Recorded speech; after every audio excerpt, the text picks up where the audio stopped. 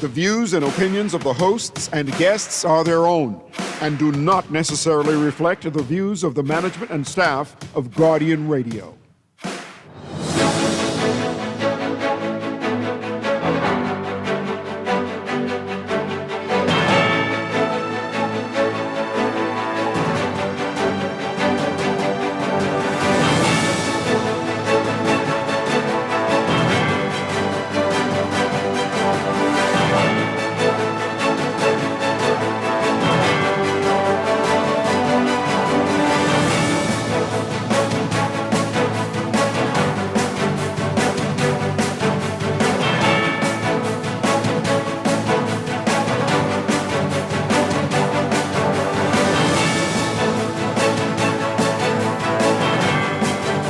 Good morning.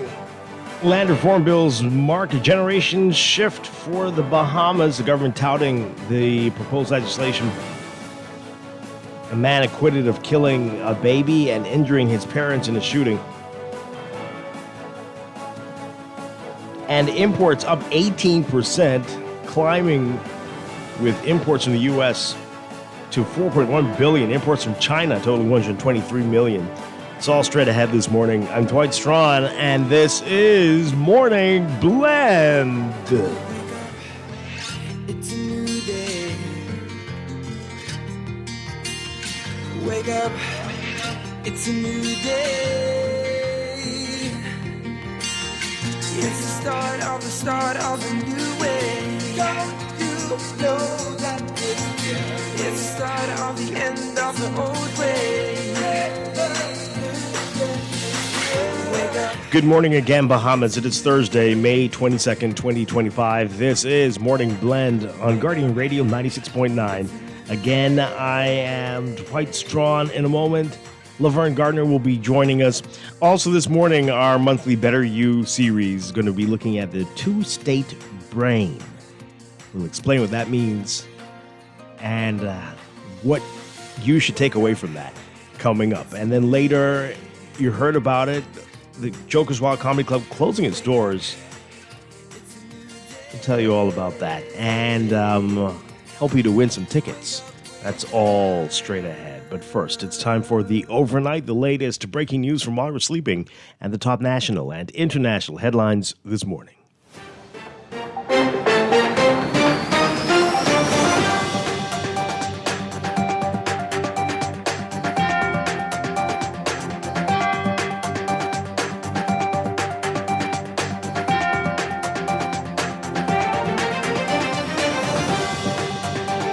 In the overnight, a Nassau man unanimously acquitted of a 2017 shooting that killed an 8-month-old baby boy and seriously injured his parents. Prosecutors had accused Anton Anthony Davis, otherwise known as Bigga, of the August 28th murder of Shelton Tinker Jr. and the attempted murders of his parents, Shelton Tinker Sr. and Jeffrina Sweeting. Davis surrendered to police on the day of the shooting after he was named as a person of interest. Police swabbed his hands for gunshot residue, and the test revealed particles of lead. However, prosecution witnesses agreed that Davis could have come into contact with lead through his job as a mason. Davis denied suggestions that he fired multiple shots into the Rupert Dean Lane home around 3 a.m. and told police that he was at home. He called 2 alibi witnesses who confirmed that he was with them at Fleming Street. By contrast, prosecutors noted that his Fleming Street home was in close proximity to the crime scene. Tinker testified that he was accosted by a gunman whom he identified as the accused when he returned home. Tinker said that the accused already had his gun drawn and opened fire from the front step of the home. He was resolute in his identification of the shooter, although he claimed that he closed his eyes and played dead. According to Tinker, he had no enemies and did not sell drugs. Nonetheless, he said he and Sweeting split after their son was murdered because she blamed him for what happened. Sweeting did not testify at the trial. The trial ended with 8 jurors after Justice Neil Brathwaite dismissed one of them after she broke down in tears as the pathologist described the injuries sustained by little Shelton.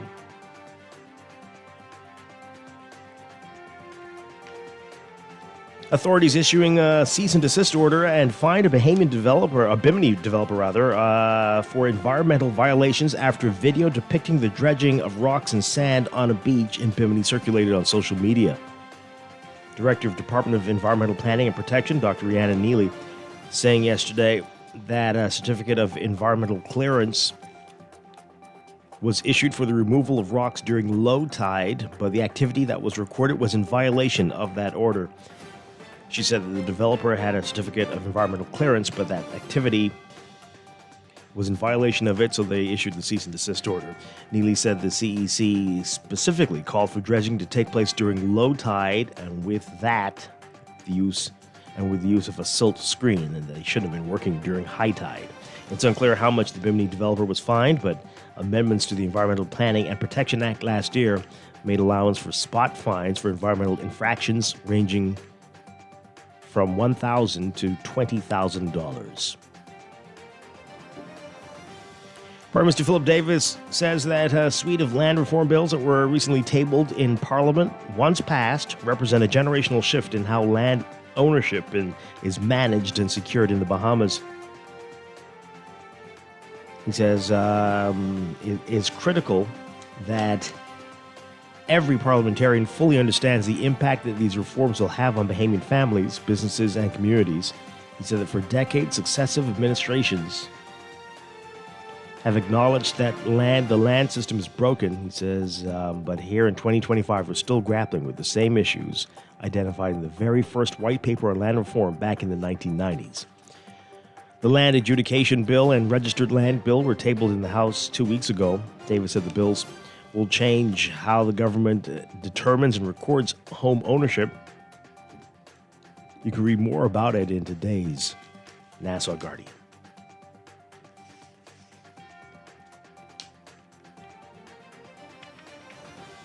And the United States in 2024 remained the Bahamas' number one trading partner, representing 83% of total imports and about 65% of exports.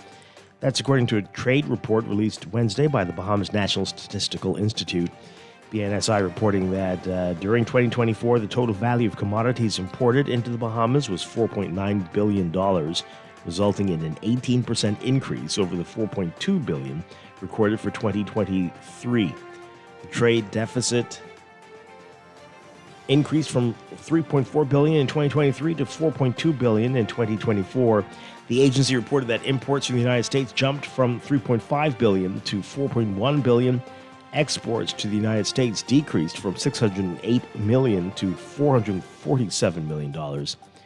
Trade with China was far less. Imports were $72.8 million in 23 and $123.8 million in 2024. Exports were $159,792 in 2023 and $52,266 in 2024. Overseas, 2 staff members of the Israeli embassy in Washington, D.C. were shot and killed Wednesday while leaving an event at a Jewish museum. The suspect apparently yelled, "Free, free Palestine," after he was arrested. Israeli Foreign Minister Gideon Sa'ar identifying the victims as Yaron Lichinsky and Sarah Milgram. Lichinsky was a research assistant, and Milgram organized visits and missions to Israel. They were leaving an event at the Capitol Jewish Museum when the suspect approached a group of 4 people and opened fire. The suspect, identified as 30-year-old Elias Rodriguez of Chicago, was observed pacing outside the museum before the shooting, walked into the museum after the shooting, and was detained by event security. When he was taken into custody, he began chanting, "Free, free Palestine." Authorities say law enforcement did not believe there was an ongoing threat to the community.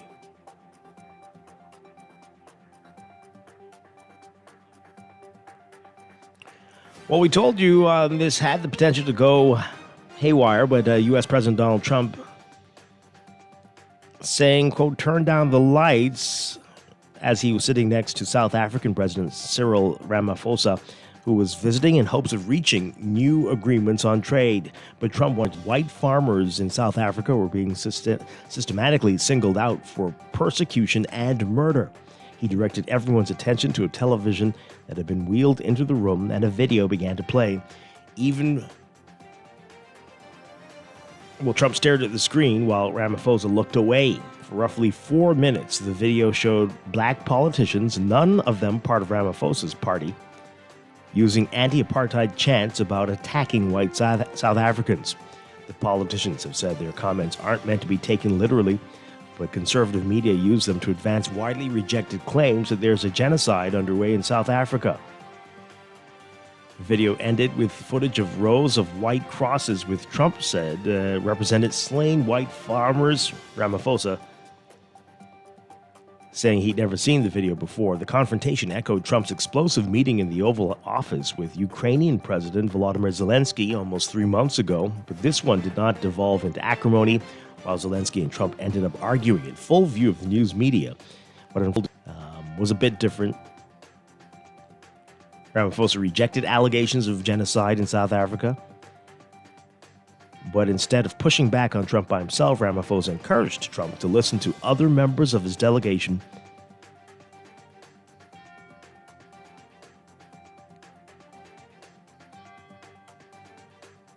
The meeting's focus on South Africa was briefly interrupted when Trump was asked about the Pentagon formally accepting a donated Boeing 747 from Qatar, which the president plans to use as Air Force One. Trump lashed out at a reporter who asked about it, but Ramaphosa found humor in the moment, saying, quote, "I wish I had a plane to give to you." Trump responded, quote, "I wish you did. I would take it."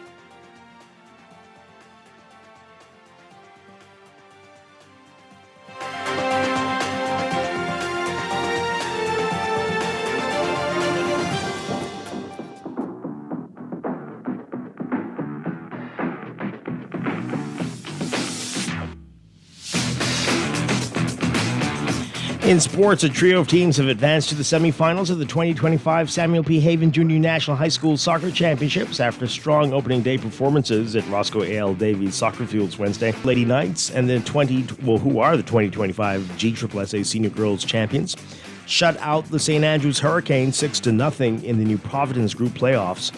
The Queens College Comets, the BAISS Senior Girls runners-up, turned back the R.M. Bailey Pacers 5-0 in their bracket. In the boys' matchup yesterday, Windsor School, the 2025 BAISS Senior Boys Champions, knocked off the CV Bethel Stingrays 3-1 to move on to the semifinals round. And the Bombs got off to a rough start in its attempt to qualify for the 2025 Pony Baseball Colt 16-Under World Series. The team suffered a hurtful 9-0 loss Wednesday to Puerto Rico's B team in Ecuador, but all is not lost for the young team. They need to finish in the top two teams in the group to move on to the semifinals.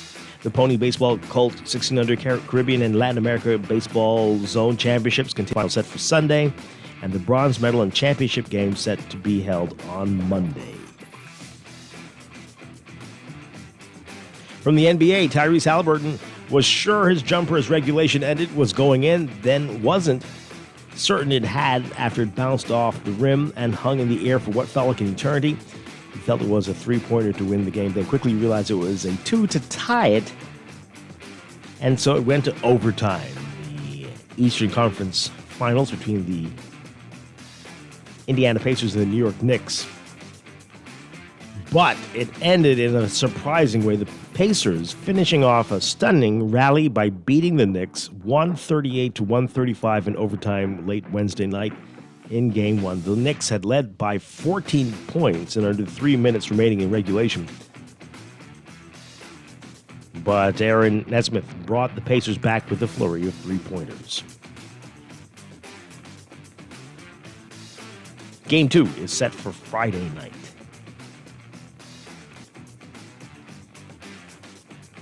And more from the NBA. The case for Shai Gilgeous-Alexander was simple. He's the best player on an Oklahoma City Thunder team that had the best record this season and set a league mark for margin of victory.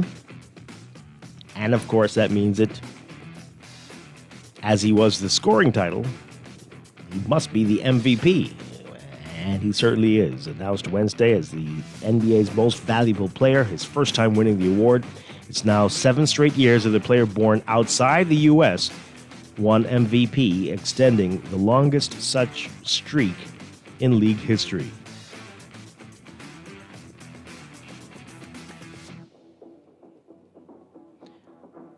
It was a two-person race. Gilgeous-Alexander got 71 first-place votes and 29 second-place votes. Denver's Nikola Jokic got the other 29 first-place votes and the other 71 second-place votes. Milwaukee's Giannis Antetokounmpo was third, getting 88 of the 100 possible third-place votes.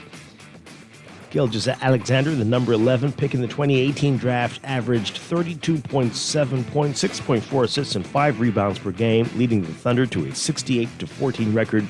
The Thunder outscored teams by 12.9 points per game, the biggest in league history.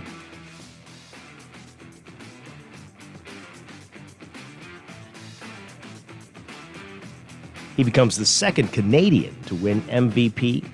Steve Nash won it twice. That's sports, and that's the overnight. Time for your first look at weather.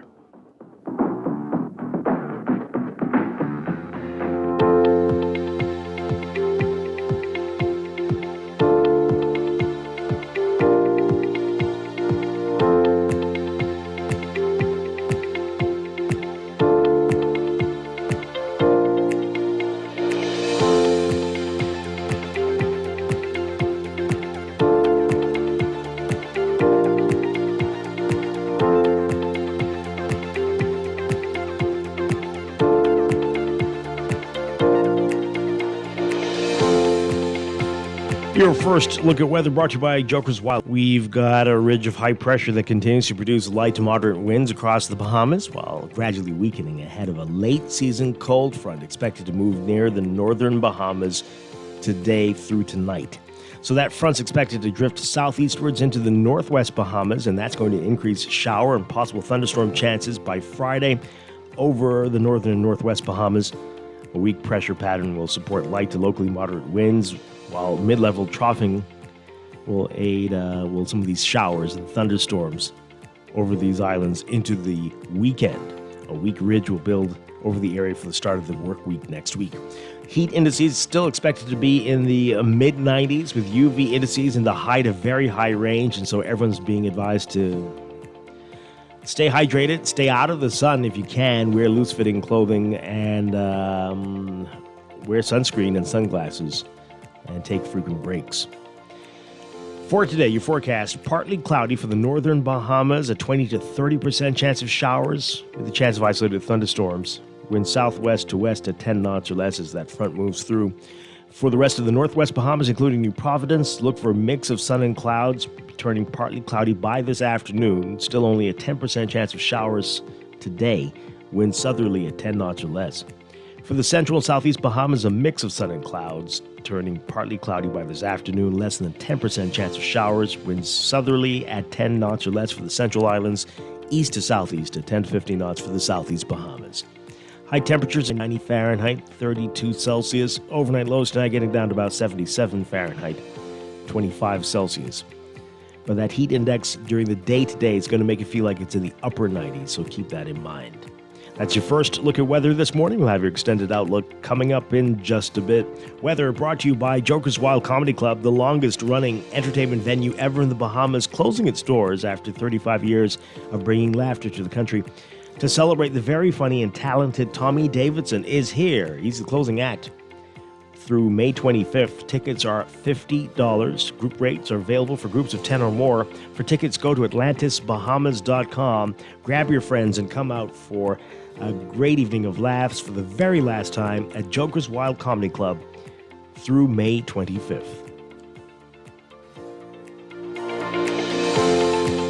Wake up, it's a new day. Wake, it's a new day. It's the start of a new way. Don't you know that it's the start of the end of the old way? You're listening to Morning Blend. When we come back, we're discussing the day's top stories right here on your home for fresh news and smart talk all day. Guardian Radio 96.9. It's a new day.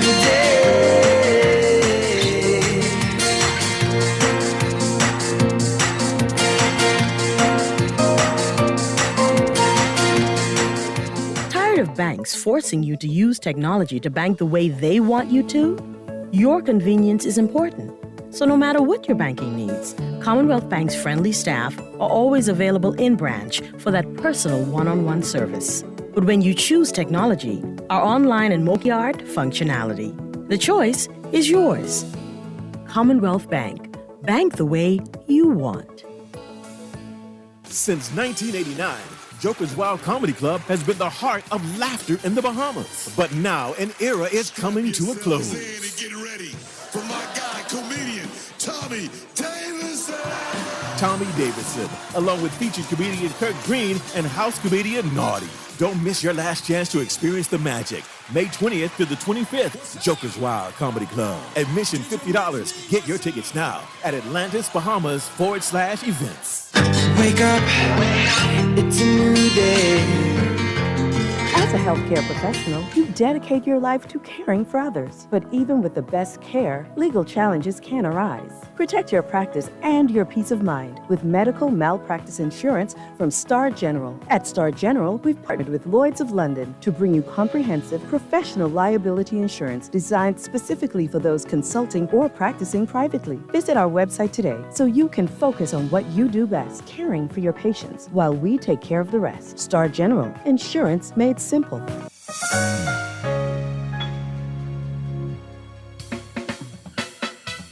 Do you have uncontrollable debt? Are you ready to Fidelity for a stress-free future? These loans have a built-in savings plan that pays you unbeatable interest. Ask about our debt consolidation loans today. Call 356-7764. Fidelity, we're good for you. Wake up, it's a new day.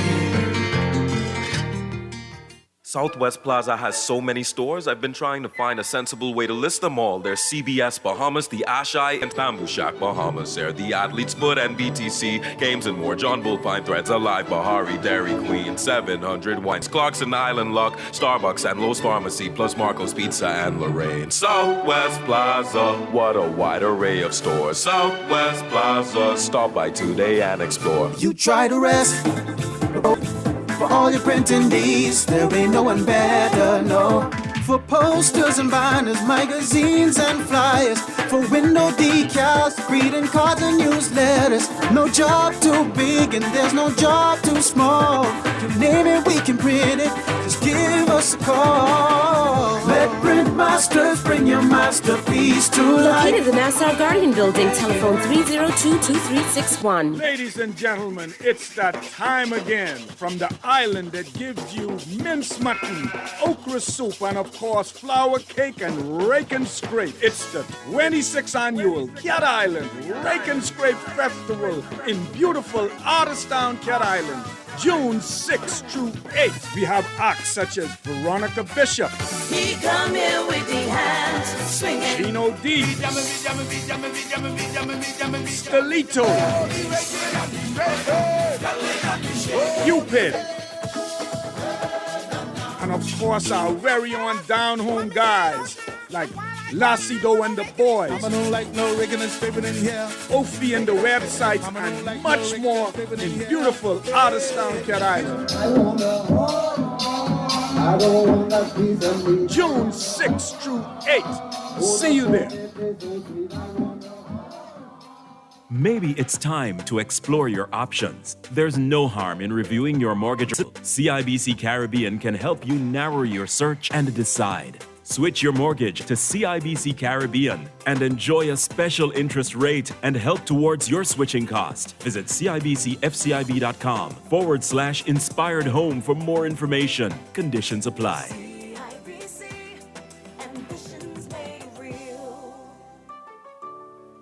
Wake up, it's a new day.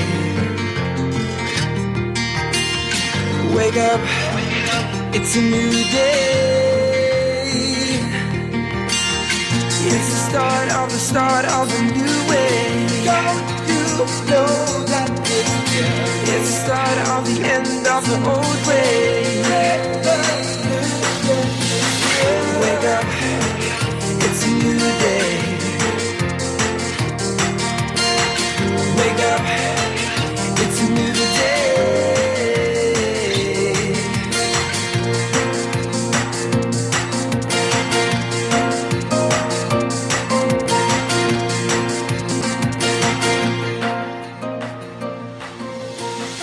Wake up, it's a new day.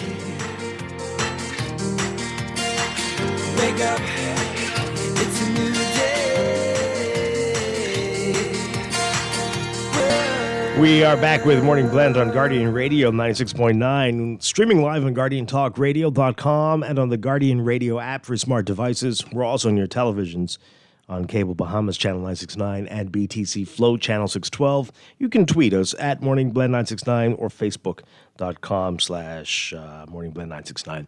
Text us 422-4796. Once again, I'm Dwight Strachan. Joining me now, Laverne Gardner. Laverne, good morning. Good morning, Dwight. Good to be here. I'm doing well. You're asking me a lot of questions off air. You could take it on air, We could have this conversation on air. People need to know about these things. We did talk about that story yesterday, if you wish. But yeah, we can get to that in a bit. Coming up this morning, our monthly Better You series, self-improvement series. We're going to be looking at the two states brain. You ever heard of this concept before, Laverne? I have, but not in depth, so Yeah. I'm very interested. The two-state brain. We're going to find out what that's all about. Farrell Goff will be joining us this morning. And later, you've been hearing us talk about Joker's Wild Comedy Club closing its doors. And we're going to find out what's going on. But also tell you about these final few days. And might even help you to win some tickets. So that's coming up. That's all ahead. But let's get into what else is in the news.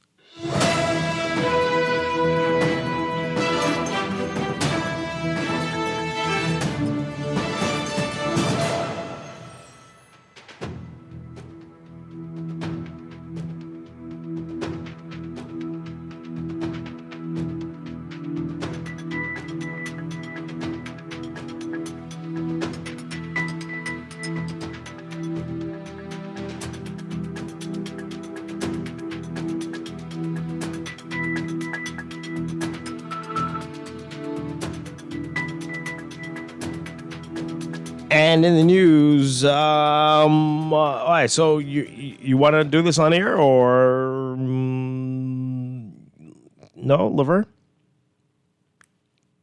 I'm sorry? We're talking off. All right, so you were asking questions. We were, yeah. That's in the news. Okay, I'm there. I was, you usually come in with what's in the news. Yeah, so we did this yesterday. What you Because this was yesterday. This was in the paper yesterday. We talked about it yesterday, Yeah. but I had to stop that conversation because it started to make me angry.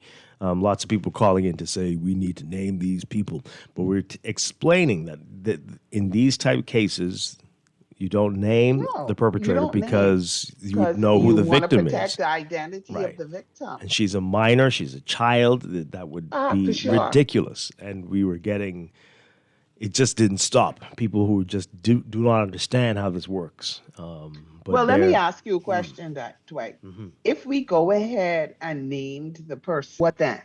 I don't know. I don't know what they hope to achieve. Right, that's Because what I'm everyone will know asking, who the girl because- is or the boy. Because if the gentleman is in prison, right? And gentleman, just kind of using that. Don't say it. Yeah, okay. If the man, Dude. if the criminal is in prison, what is the point?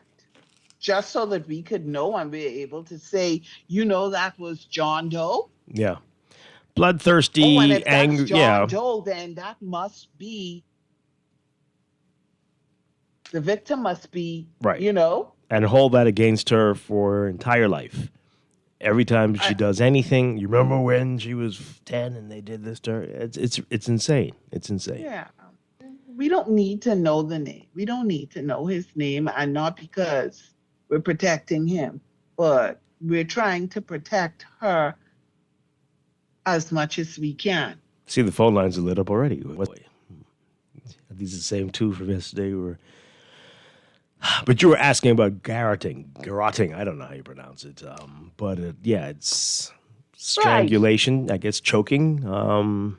When I saw it, that's why I was asked. I asked Dwight if the criminal also, if the pedophile also killed his stepdaughter. No. Because I saw garroting and I know that was strangulation. Yeah. So he used something. He either used something or he tried to. Yeah, it's typically by wire. Yeah. So I was trying to get an understanding of, in addition to that, because I was looking at the sentencing. Right. In terms of that. But you explained to me that no, he did not kill her, but yes, there was strangulation involved. Seems so. So totally sick freak, a sick individual, and very sad situation. We pray for him, and extremely sad. There hasn't been anything mentioned about the child, whether they did have the abortion or what happened. Right. No. So I don't know. But she was, 10, 11, 12 at the time? 11, 12. No, I think the article said she was 12. Yeah. My God. It's heartbreaking. Yeah. Why are the phone lines lit up, Laverne? What do you think that's about? Because people want to call in. Like that, and we encourage them to call in. But this is... But we encourage them to call in, and so you need to answer the phone. This is all on you. Whatever happens here. Okay. Good. Okay. Caller, we don't have to relitigate what we went through yesterday, right? I hope. Caller, you're on the air. Good morning, Dwight. Oh my. Okay. Yes. Good morning. You're gonna do this again? You're gonna do this again? Good morning, Grammy boy. But Dwight, I'm not gonna do that. I take acceptance to you saying that callers like myself, Barrett, I take acceptance to that, Dwight. So why do you want to know? Why do you want to know so bad? Because Dwight, see, we're not saying not to protect minors. That wasn't the gist of what happened yesterday. What happened yesterday was a spin-off from what happened from the day before. I get you. When Papa asked you the same question. Yes, that was a different story. And I understand where he was coming from with that. Yeah, it's a different situation. And I guess that one was just an editorial decision. But there was no reason why they could not have been named. Well, we didn't know the age of the person yesterday. We figured that that the person who did that don't need to be protected. We didn't understand the age yesterday. Well, we said the age. So, and that's not the first time, Dwight, or second time our GNN call, Guardian Radio said, Dwight, why didn't you name the perpetrators of the crime? But one time ago you said it was a husband and wife, older husband and wife, and you wanted to protect the wife. But it don't work like that, Dwight, once you're over 18. The public needs to know. But does the public need to know? If a minor is assaulted or accosted by an adult, then the society has already failed. Well, that's different. Is the person a dependent? If the person is in your home, that's a different story from you just grabbing a girl off the street or a boy off the street. It's a very different story. I understand, Dwight. We understand. We're not what people may think we are. We can't stand the perpetrators of these crimes, and we would like to know them and get at them. And if we would like to really get to them, get at them, not physically, or something like that, we'd like to know who they are. Because I got children, I got daughters, I got grandchildren, and I want, because you want to. Or somebody wants to protect somebody for possibly their personal reason. Protect the minor. My children, I do. Not protect them. Not protect those scumbags. To protect the minors in these situations. If the person is a dependent. I agree. A dependent. I totally agree. But by extension, he getting off. How? By extension, yes, at all costs for minors. But like I said, our system has already failed those minors if they get their stuff in a situation like that. The only thing we can do as Joe Public the is system- try to rally around that minor. Okay, so For let's instance, not. We got to be very specific here. So, in a situation, in this case, the system. I don't know if the system did. This is a stepfather who completely violated all trust and everything. So, what did the system do here? If you're not happy with the sentence, that's a different story. But I don't know if the system could have done something. Well, Dwight, allow Joe Public to rally around that minor, help her, counsel her, protect her, and help her to move on. Don't hide her from, quote unquote, from the public that can help her or him. We will help them. But that criminal, that's another story. But Dwight, I think you owe me an apology, GNN, and I'm an apology for trying to say we bloodthirsty and stuff like that. That's not so far from the truth. And GNN, I have 20 kids of my own, and I got with several girls and 8 grandchildren. Well, the best you should do, can do in a situation like this, is to make sure that your girls, all the girls in your life, don't marry jerks. Listen, so let me tell you something. that's a big problem. Mistakes in life have happened to us. Well, you understand? And when I was growing up, my system in this country, you know what they used to call me? Mr. Overly Protective of my children. Overly protective. I made sure where the system failed, GNN failed, buddy. Okay. Trust me. Well, that's good. I'm glad to hear that. I'll think about it. But I still think you. I'll think about the apology, though. I'll think about it. Maybe before the end of the show. Thank you for calling in, though. You too, darling. You owe me an apology, too. Thank you. We'll consider it. But thank you for calling. We always appreciate you, GNN. We always do. I'm afraid, though. I'm afraid to go to the other calls. Caller, good morning. You're on the air. It's okay. I ain't gonna run out. Okay. All right. Good morning. And remember, you see the difference between these two cases, yeah, right? No, I see, and I don't think. And I agree with you on the first one from Monday. Job as a journalist and a talk show host, you have to educate us and let us know what time it is. But before I comment, good morning, Miss Gardner. Miss Gardner. Good morning, Papa. I like when you say good morning. Good morning. Good morning. Okay. I love it. Dwight, I wonder the case. First of all. That dead now. I think we should be educated enough to mix it up. I mean, not me, right? They mixed it up a little bit yesterday, right? With the case yesterday, I wonder if this opened the door or the law, or we do have a law where in these kind of circumstances, because I believe that may be happening, a lot of being happening with these stepdaddies, these mothers. Some mothers don't know and some mothers know. When I hear the report, but the mother sounded like she reported when she see the little girl growing belly and getting big and all that stuff. I wonder if this opened the door for legal abortion in the Bahamas. In cases like that, leave it up to I don't know if to say the child. Well, then some people might say, I'm a product of a rape victim. Some people out there, they coming in this world by their either mother getting raped and they turn out to be productive. Wrong, maybe if we at least it's the mother's rights. I wonder if that opened the door for legal terms for abortion. But with the case, what I was talking about the first day. The point is what I was making, if you all didn't understand, right? No, we got it.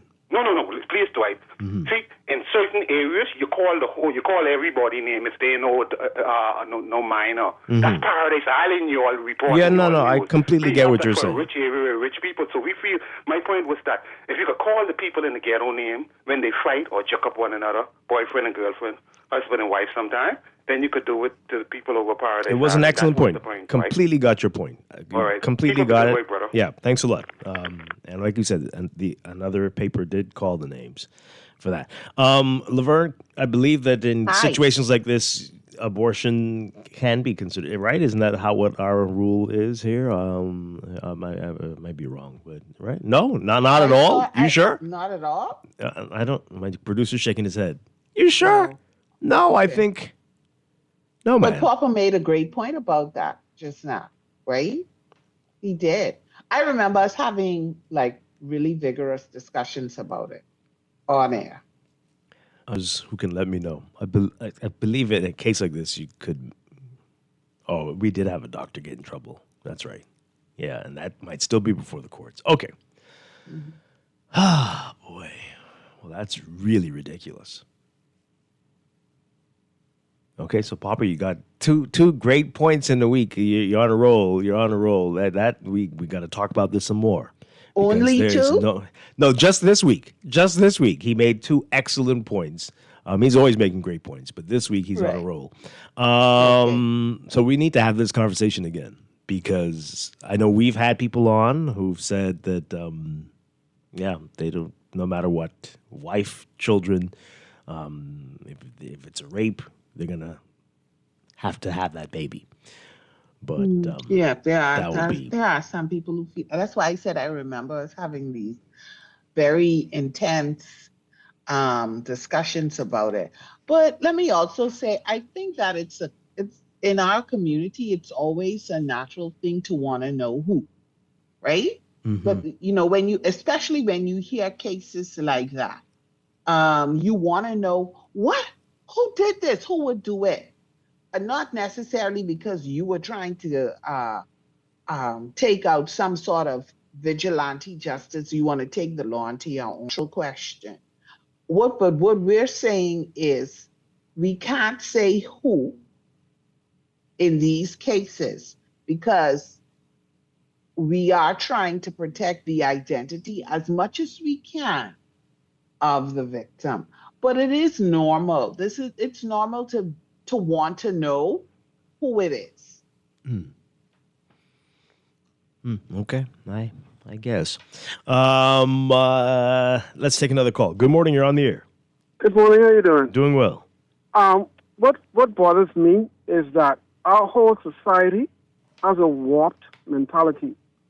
And I understand you saying you want to protect the victim, right? But in a civilized society, the needs of the many outweigh the needs of the few. Now, suppose he was a teacher. Suppose he was a principal. Suppose he deals with children on a regular basis, right? We would want to know who this person is because I assure you, most child don't just abuse one person and stop at that. Now, there are ways to get around mentioning the minor. All they could say is that, hey, Joe Blow is accused of molesting an underage minor. They don't have to say he was accused of molesting his stepdaughter. They don't have to say he was accused of molesting his niece. Do not call the victims or mention.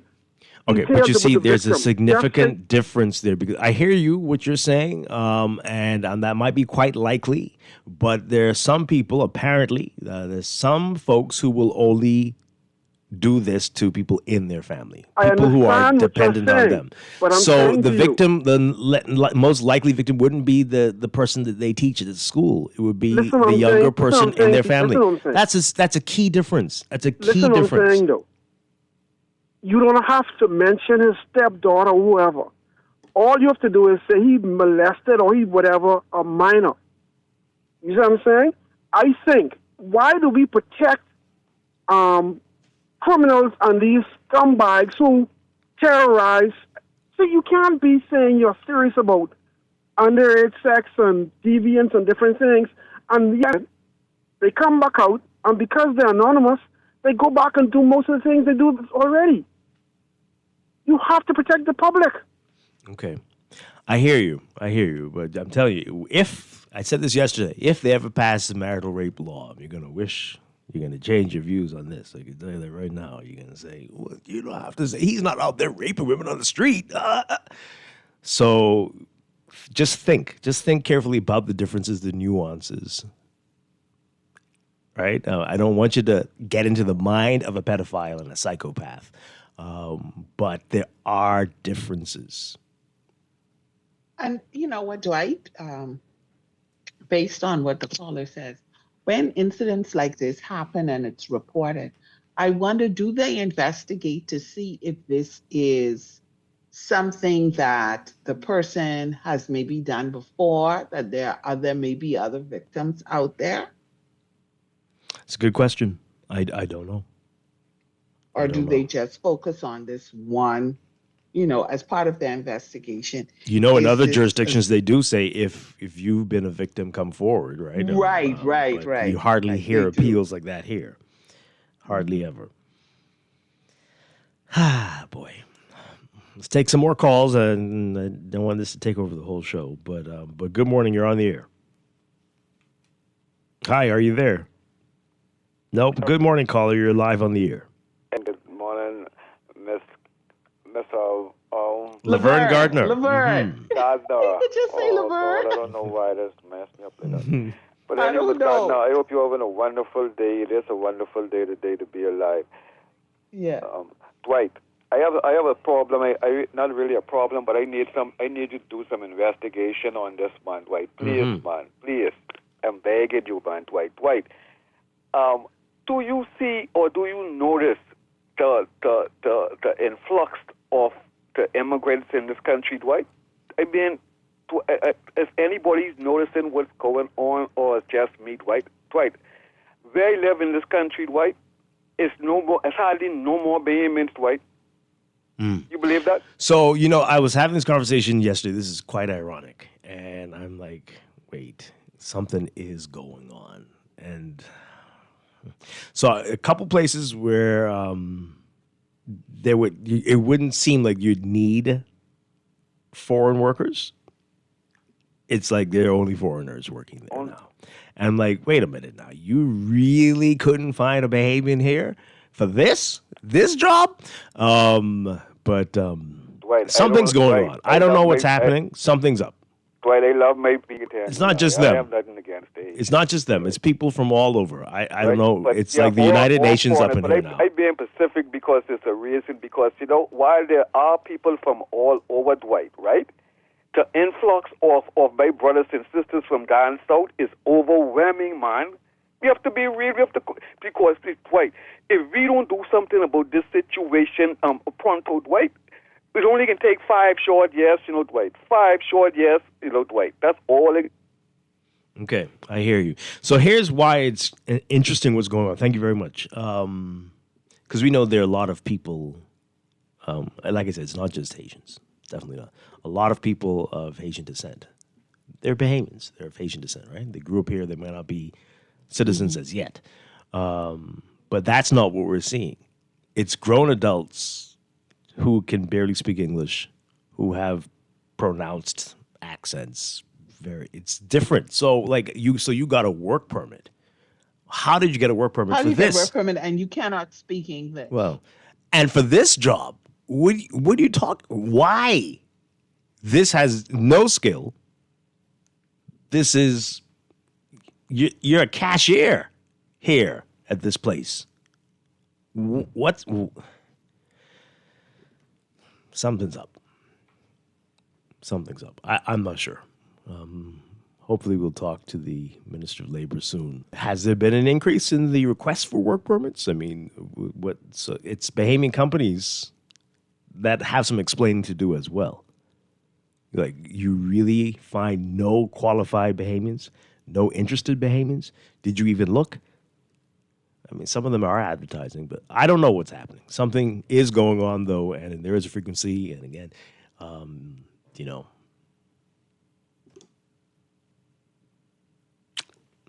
Anyway, good morning, caller. You're on the air. Hey, good morning to you, and pleasant good morning to you and your guests. More like, Good morning. The previous call, I want to respond, make a comment on your topic at hand. But the previous call would call. He is correct, Dwight. I think for one reason or the other, the topic seems to be a taboo in certain circles and certain media groups, but it is an existing problem. It is a real existing. I could change it. It's a real existing challenge. All right, they're not building a pyramid. They have already built a pyramid. Okay, and it's not only with work permit, right? It's not only with work permit. I don't know, like the guy who called himself GNN. Since he's on the ground, need to let him speak on it. I'm telling you, Dwight, that is a serious. Well, so what do you mean is not only with the work? I mean, these people don't have work permits and they are not allowed to work here, but they're working? No, what I'm saying that not only the ones, that the illegal ones, all right, the ones who, however they got their documents, fine, they got it, however, all right, but if they have in their hand, then now it's up to the authority to find out if these things are legal, if they went through the proper channels. But on the other hand, however, there is more there's more who is illegally than the ones who are legally. And therein lies the challenge. And Dwight, believe me, and every other caller who calls your show, believe us that there is an existing, like a tremor under the ground. By the time we feel it, by the time the flood reach upon us, it's going to be like Noah and the ark. The door is going to already be shut. It's going to affect Dwight, whether it's directly or indirectly. It's going to affect Miss Laverne, whether it's directly and indirectly, and me and our loved ones. Now, let me comment on the topic at hand. With that topic there, I respect you and your guest's view and position. However, I oppose it respectively. Why? Because we are protecting one at the cost of many. And why I said that? Okay, here it is. I'm a predator. I'm convicted of that. Or privy to that. I get a bail or even I do the time. I move in a different community. And Dwight, I'm going to pick on you this morning. He's a host. I move in Dwight community. I come across such nice charisma, personality. Dwight hires me as his gardener. Dwight to me as this nice gentleman. Dwight happens to run to the store, leaves his beautiful daughter with me. His beautiful daughter respect me. They see me, and I go and commit the same thing again. So that is why I said we protect, and I understand the sensitivity of it, but it cannot be denied, right? All laws must grow and evolve with society. All right, so that's just my humble view. I don't think we should, and we are protecting one at the cost of many, and we should also look at the probability, the possibility of what can be the ugly outcome. Okay. Thank you. That's a great point. Thank you very much. Appreciate that. So that begs a different question, right? Sexual offenders registry, and we are in a limbo period with that. Do we have one really? It's so strange how that one works. Story. So you're on the register. The minister say that there is a register, yeah, and that it's at the prison. See, that's weird, right? So it needs to be more accessible, and you need to declare or be easily identified, I guess, so that people can know what they're working with. That's a different story. So you won't necessarily know who the victim is, but you need to know that this person is a perpetrator. And that's entirely different. And that's why we need to expand that and rationalize that in a better way. But that's a different thing. And I hope you get the difference. Laverne, you got the difference, right? Yes, I got the difference. All right, just try to make sure I'm speaking clearly. But that's a great example that he gave. But that's a different thing that needs to be dealt with in a different way. We'll get some experts in here to explain at some point. One more call on this. This is going to take over the entire show. I can tell you this now if we don't get a handle on this. Good morning, caller. You're on the air. Hi, caller. Good morning. You're live. Good morning, Dwight. Good morning, Laverne. Hi. Good morning. Get in on this segment. Thanks for making this probably the last call in this segment. 2 points here. Firstly, the topic at hand. Understandably, you want to protect, and I agree with the previous caller. You want to protect the identity of the individual or the child that has been perpetrated upon, but not to name the individual. In order to protect the identity. I mean, it's a double-edged sword.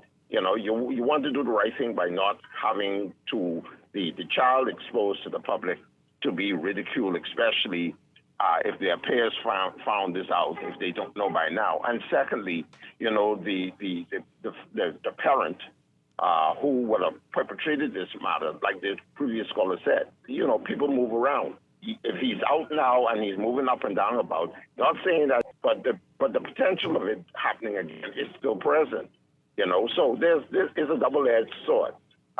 The main thing that I really called about, and one of the callers also brought this up, is the illegal migration into this country. You're saying it's taboo, but it's not taboo. This is a realistic matter that's happening here in this country, and the silence is deafening. I asked the other day on the show, Where is the repatriation exercises? We are not hearing anything about repatriations anymore. We are not hearing anything about anything regarding immigration per se. You can't go anywhere in this country and, all we are hearing let me rephrase that. You go anywhere in New Providence right now, in some of these areas where you normally would hear English being spoken. I said the other day, how could a person, I read in the Western Union, how could someone have a work permit and you can't speak a lick of English? That is ridiculous. I thought our Constitution stated that you have to swear allegiance to the country, and how do you do that? In English. You can't speak English, but you're holding my documents. How is that even possible? And for those persons out there who would want to concern Bahamians, see that our country is overrun. Unfortunately, the horse has already left the barn, and there's more of them than us. I'm sad to say it, but hey, it has to be said. It appears to be that there's more of them than us now. So it comes right back to something that was said a few years ago. Sooner or later, we're talking about PLP and F for them. You can have a totally different party in this country, and we all are in trouble. How could we be annexed by another country and the governmental officials are all silent? I don't understand this. But anyway, I'm going to leave it there because I am pretty sure you can have a lot more persons talk about this, okay? Thanks for taking my call this morning. Okay, thank you very much. Appreciate it. All right, let's take this call. Then we've got a whole lot of text messages to get through. Good morning. Caller, you're on the air. No? Okay. All right. So listen to these, Laverne. My goodness. I don't care to name these pedophiles. I care for their necks to get popped. Wow. These aren't humans. They're sick demons. Well, okay, that's a lot. That's a lot. I thought we'd gotten through this, but apparently folks aren't getting the differences here. Listen to this text again, Laverne. Police officers are hauled before the courts for alleged rapes or sex matters. Their names are called, including with minors. Do you recall? I mean, you're not understanding. If a police officer was charged with molesting his stepdaughter, his name wouldn't be called in the press. This is you're not getting it. It's a dependent. It's people will know who this is. It is different. When folks are charged with rape, the victim is not named, right? But it's not. You didn't rape your child. You didn't rape your stepchild. But you're out there on the streets raping people. You are a danger, yes. But this is incest. This is a different story. We're not getting it? No? How much further do I need to break it down? Help me, Laverta. Is there something that we're not getting across to the folks? It's not that we're not getting it across. It's just like all the callers who said before. They don't care to know? Understand the point. They understand the point that we're making, but they've also had some valid points. Okay. All right. That's all. It isn't that you don't need to, every texter, we don't have to re-explain our side. I think they get it, but they also want us to appreciate their side and what they're saying. And like I said, they've made some good points. So I just want you to know this has taken over the show, and I accept responsibility. Yeah, to tell you that. Oh boy. Okay. Lots of questions about cases that are in the press and whose names are called and when names are called and when names aren't called. I can't answer all those questions. I really can't. It's editorial decisions on many of these, but generally in rape cases, incest cases, we don't name the victim. And if it is a family matter, you hardly will name the perpetrator either, because it would be too easy for you to identify the victim. That wouldn't be the case with more random type of sexual assault. This person says here, having the name of the victim is like gossip to some. I think they're trying to say. I saw a few days ago. This is another story. I was on a construction site. I had identified 10 Bahamians out of 170 workers. You counted all of that? Just go to the U.S. for the abortion, says this texter. Wow, okay. That's so easy. Yeah, okay. Others can't come forward because they don't say the name of the perpetrator.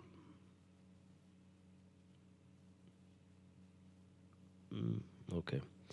I think we will not take these reports seriously until Bahamians are replaced in their own country. This is back to the foreign workers. It has nothing to do with prejudice. I won't say it was an incident, but it was last year or maybe the year before. I think it was last year. I was traveling right in the Bahamas, and I was at a hotel, and I went to the front desk, and the person could not speak English. Oh, wow. And this was in Nassau? And the security officer had to interpret what I was saying, could not. This is Nassau or a family island? I said in the Bahamas. No, but I'm just curious. I intentionally worded it like that. But why did you do that? Which part? Where? Because, because this is my story, and I can fit the way I do. Now, there's really different implications if this is not Nassau. If this is Nassau, we got a massive problem. If it's a family islands, you could almost make a case. Almost, but how can you almost make it? Well, it depends on the island, but and where you were. But there are different laws for different islands. I suspect, but no, I mean, okay, if you were at Club Med in San Salvador, a case could be. But you were in Nassau, and this happened. So, like I said, that's very significant. Not speak English. Okay. And then there was. Can you say which country you think that person was from? And then there was. You can't leave off these parts of the story. On the property, because they do a breakfast, and the person who was serving could not speak English either. No. I don't think you can leave off the parts of the story. You need to say which island it was and which country you think those people were from. Why, need is a strong word. Yeah, I was just sharing what I encountered. If you tell us Colombia, you think, and this was in Nassau, we got a big problem. Okay. Well, one, I would say that it was not Colombia. I don't believe that they were from Colombia. Okay. And Nassau? It really does. You're leaving off But you have key yet chunks. to explain to me why it matters. You just keep telling me that it okay, does. there are fewer people on some of these islands. Right. And maybe it's a brand that is associated with potentially a foreign country. Maybe, right? But in Nassau, with the population center, there's no excuse for that. No excuse. And that would be really ridiculous. Okay, well, then it's really ridiculous. Oh, boy. Wow. Okay, we got a problem. Yeah. You need to, this is a text. You need to ask these callers to provide the evidence that these people are working illegally. Please tell them to bring the proof. I don't know if they're working illegally, and I know, this text is referring to the other callers. I don't know if they're working there illegally, but again, it goes back to what we were saying earlier. Even if they do have a work permit, how are they able to get a work permit? How? When they cannot speak English. Yeah, that's wild.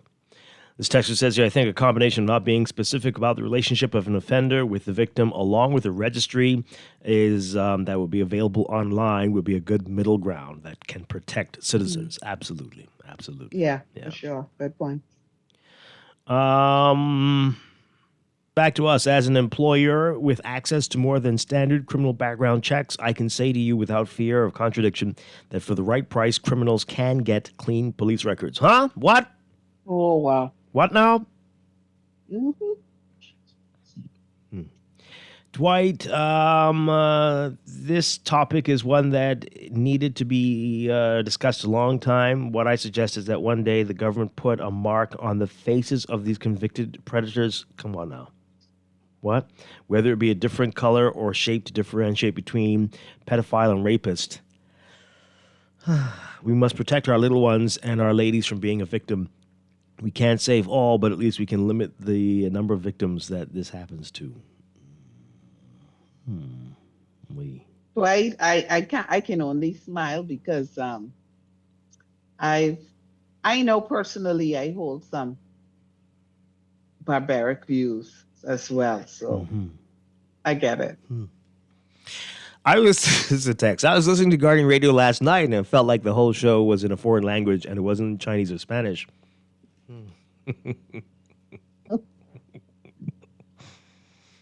We do have Creole programming. Yes, we do. Okay, interesting point. But let's take a break on that note. Oh, boy. This is Morning Blend on Guardian Radio 96.9. Stay with us. Oh, yeah.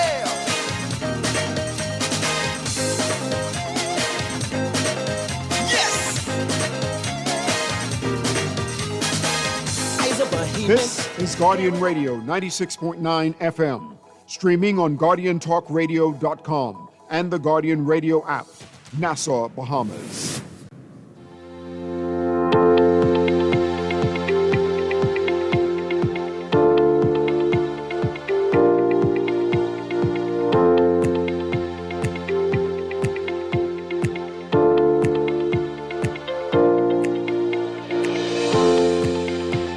Welcome back to Morning Blend on Guardian Radio 96.9. We are streaming live on GuardianTalkRadio.com and on the Guardian Radio app for smart devices. We're also on your televisions on Cable Bahamas Channel 969 and BTC Float Channel 612. You can tweet us at Morning Blend 969 or Facebook text us 422-4796. Standard text rate supply. And now at 8:29, it is time for another check of your weather for today, brought to you by Star General Insurance, made simple. Here's what's happening. We've got a ridge of high pressure that continues to produce light to moderate winds across the Bahamas while gradually weakening ahead of a late-season cold front that's approaching or moving near the northern islands by today through tonight.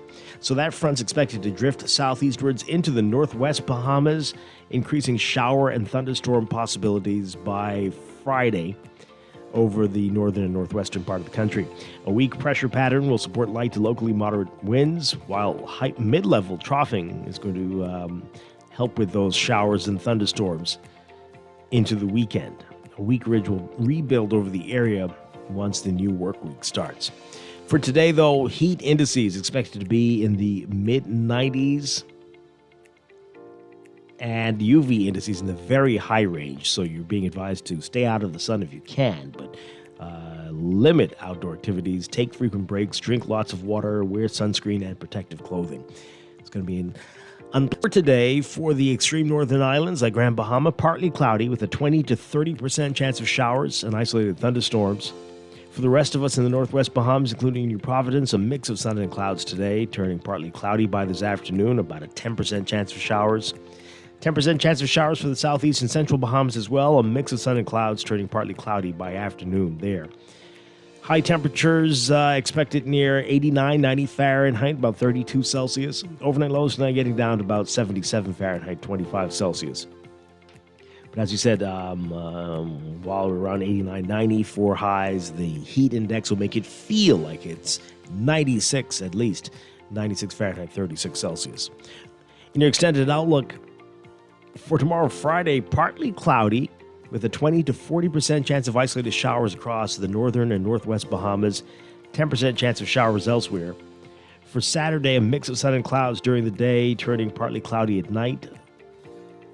A 10 to 20% chance of showers. And that's going to hold for Sunday, partly at night. Pretty much the same for Monday as well. That's your Morning Blend weather check.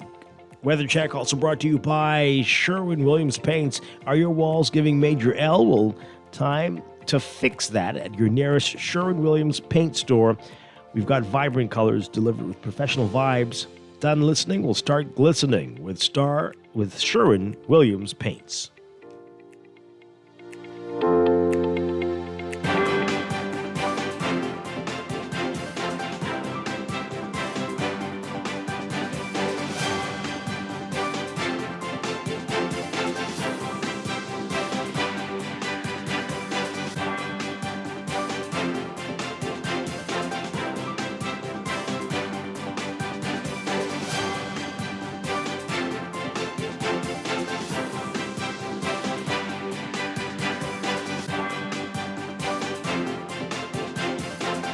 And time for a check of your traffic for the morning, brought to you by RBC. With RBC, reaching your goals happens here. We are seeing heavy traffic on Milo Butler Highway as usual, from Fire Trail straight up to Tawny Williams Darling Highway, and that is causing some traffic to be backed in both directions along Tawny Williams Darling Highway. That's from Fire Trail all the way up to that roundabout. And then it's going to extend for you if you're heading north of that area towards the Six-Legged Roundabout. You're going to be seeing some slow-moving traffic there. And some very slow-moving traffic on John F. Kennedy Drive eastbound to the Six-Legged Roundabout. Also on West Bay Street, you've got some slow-moving eastbound traffic near Saunders Beach as you approach New Providence Highway. Over on Gladstone Road, manageable for you, but near Munnings Road, you'll see a bit of congestion if you're heading northbound. And we've got Independence Drive seeing some heavy traffic both directions, but especially eastbound this morning. And East Street north and south of Soldier Road, heavy traffic for you northbound. Soldier Road is going to be congested near Windsor Place. And as you get at that intersection with Prince Charles Drive, not looking pleasant for you if you're heading westbound on Prince Charles into Robinson Road, heavy, slow-moving traffic there. Similar story on Bernard Road as you approach the Soldier Village and Wolf Road intersection. Eastern Road, manageable, except as you get closer to Johnson Road at this hour. That's your Brinkland Traffic Alert, brought to you by RBC. With RBC, your ideas happen here.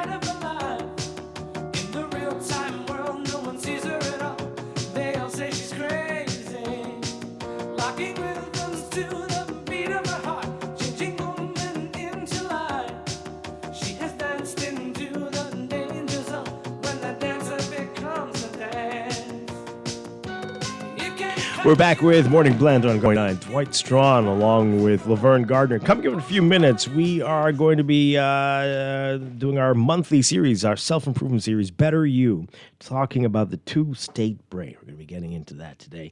Later, Joker's Walk Comedy Club closing its doors. This is the final week. We're going to find out more about that and help you get some tickets to see Tommy Davidson and more on the final acts at Joker's Wild. Laverne, you ever been to Joker's Wild? No, I've never. Oh, boy. Never. Oh, that's unfortunate. Okay, all right. Well, you don't have much time left. Wow. You know, I thought that you would follow that up with, and you haven't? Listen, here's what I'm going to do. You only followed it up It's still possible. It's still possible that I could do that. We'll see.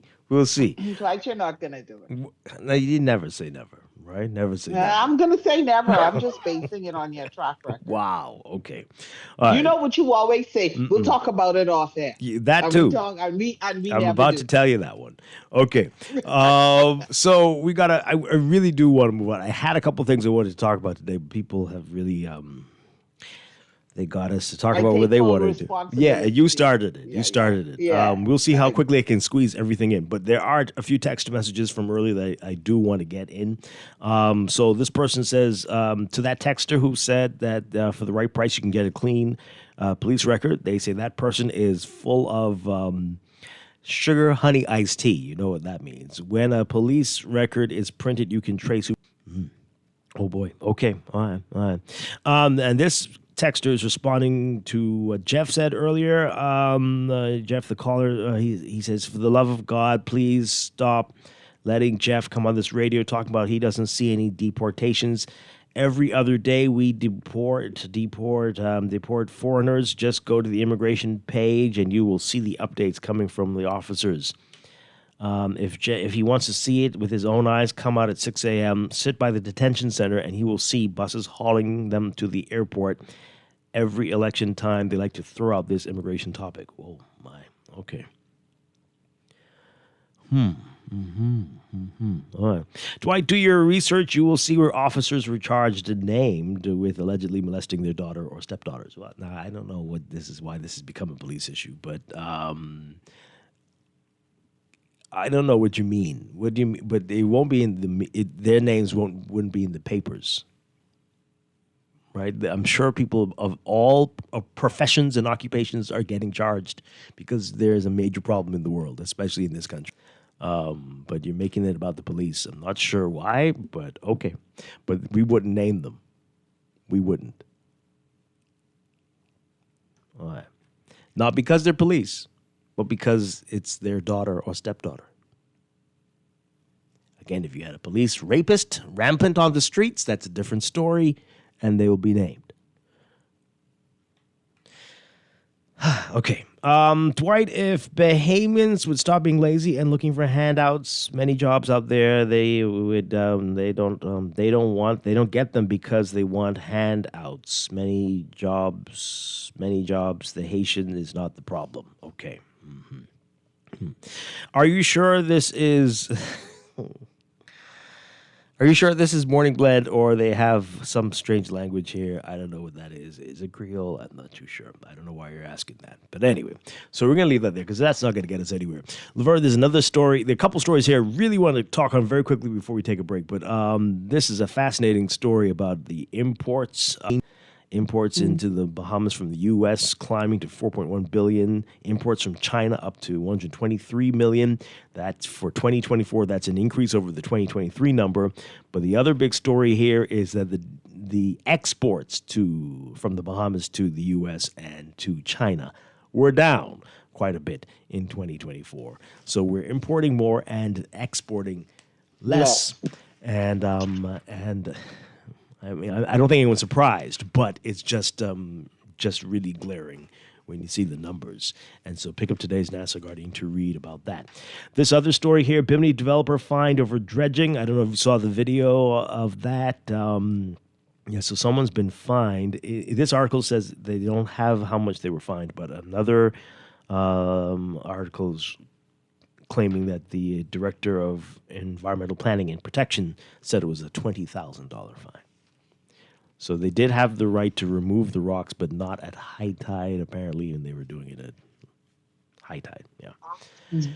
Yeah, interesting there. All right, so there's the one other thing I wanted to talk about, and this is a whole show. But I sent you that video yesterday.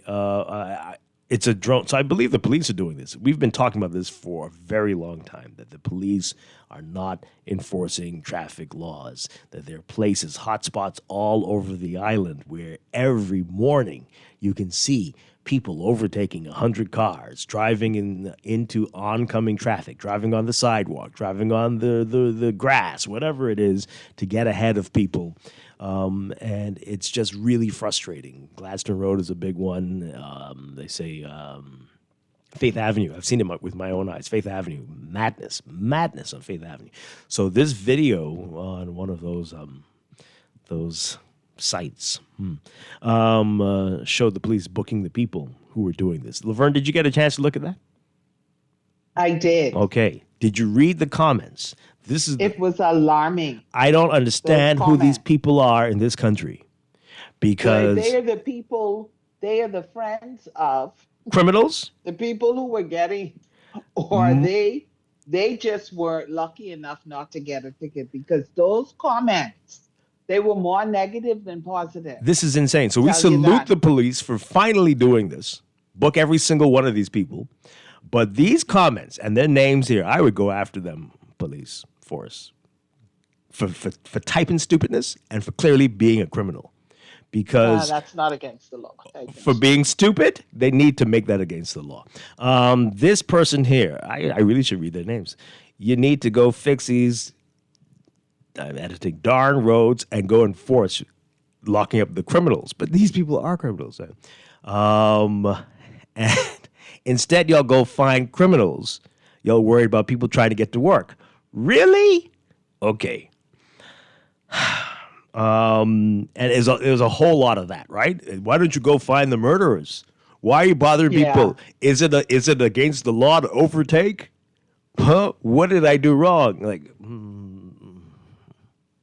So this is why there's chaos every day on the streets of New Providence. And you're probably listening to flat cars. You are the problem. You are a menace, and you probably don't have insurance. Nor a license. Is that even your car?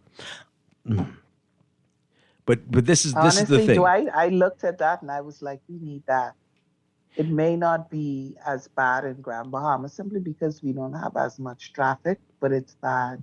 It's every day I'm on the street and there's no day that I can say I was driving and I didn't see some sort of ridiculous traffic infraction. Yeah. I think for me, the people who are able now to turn left.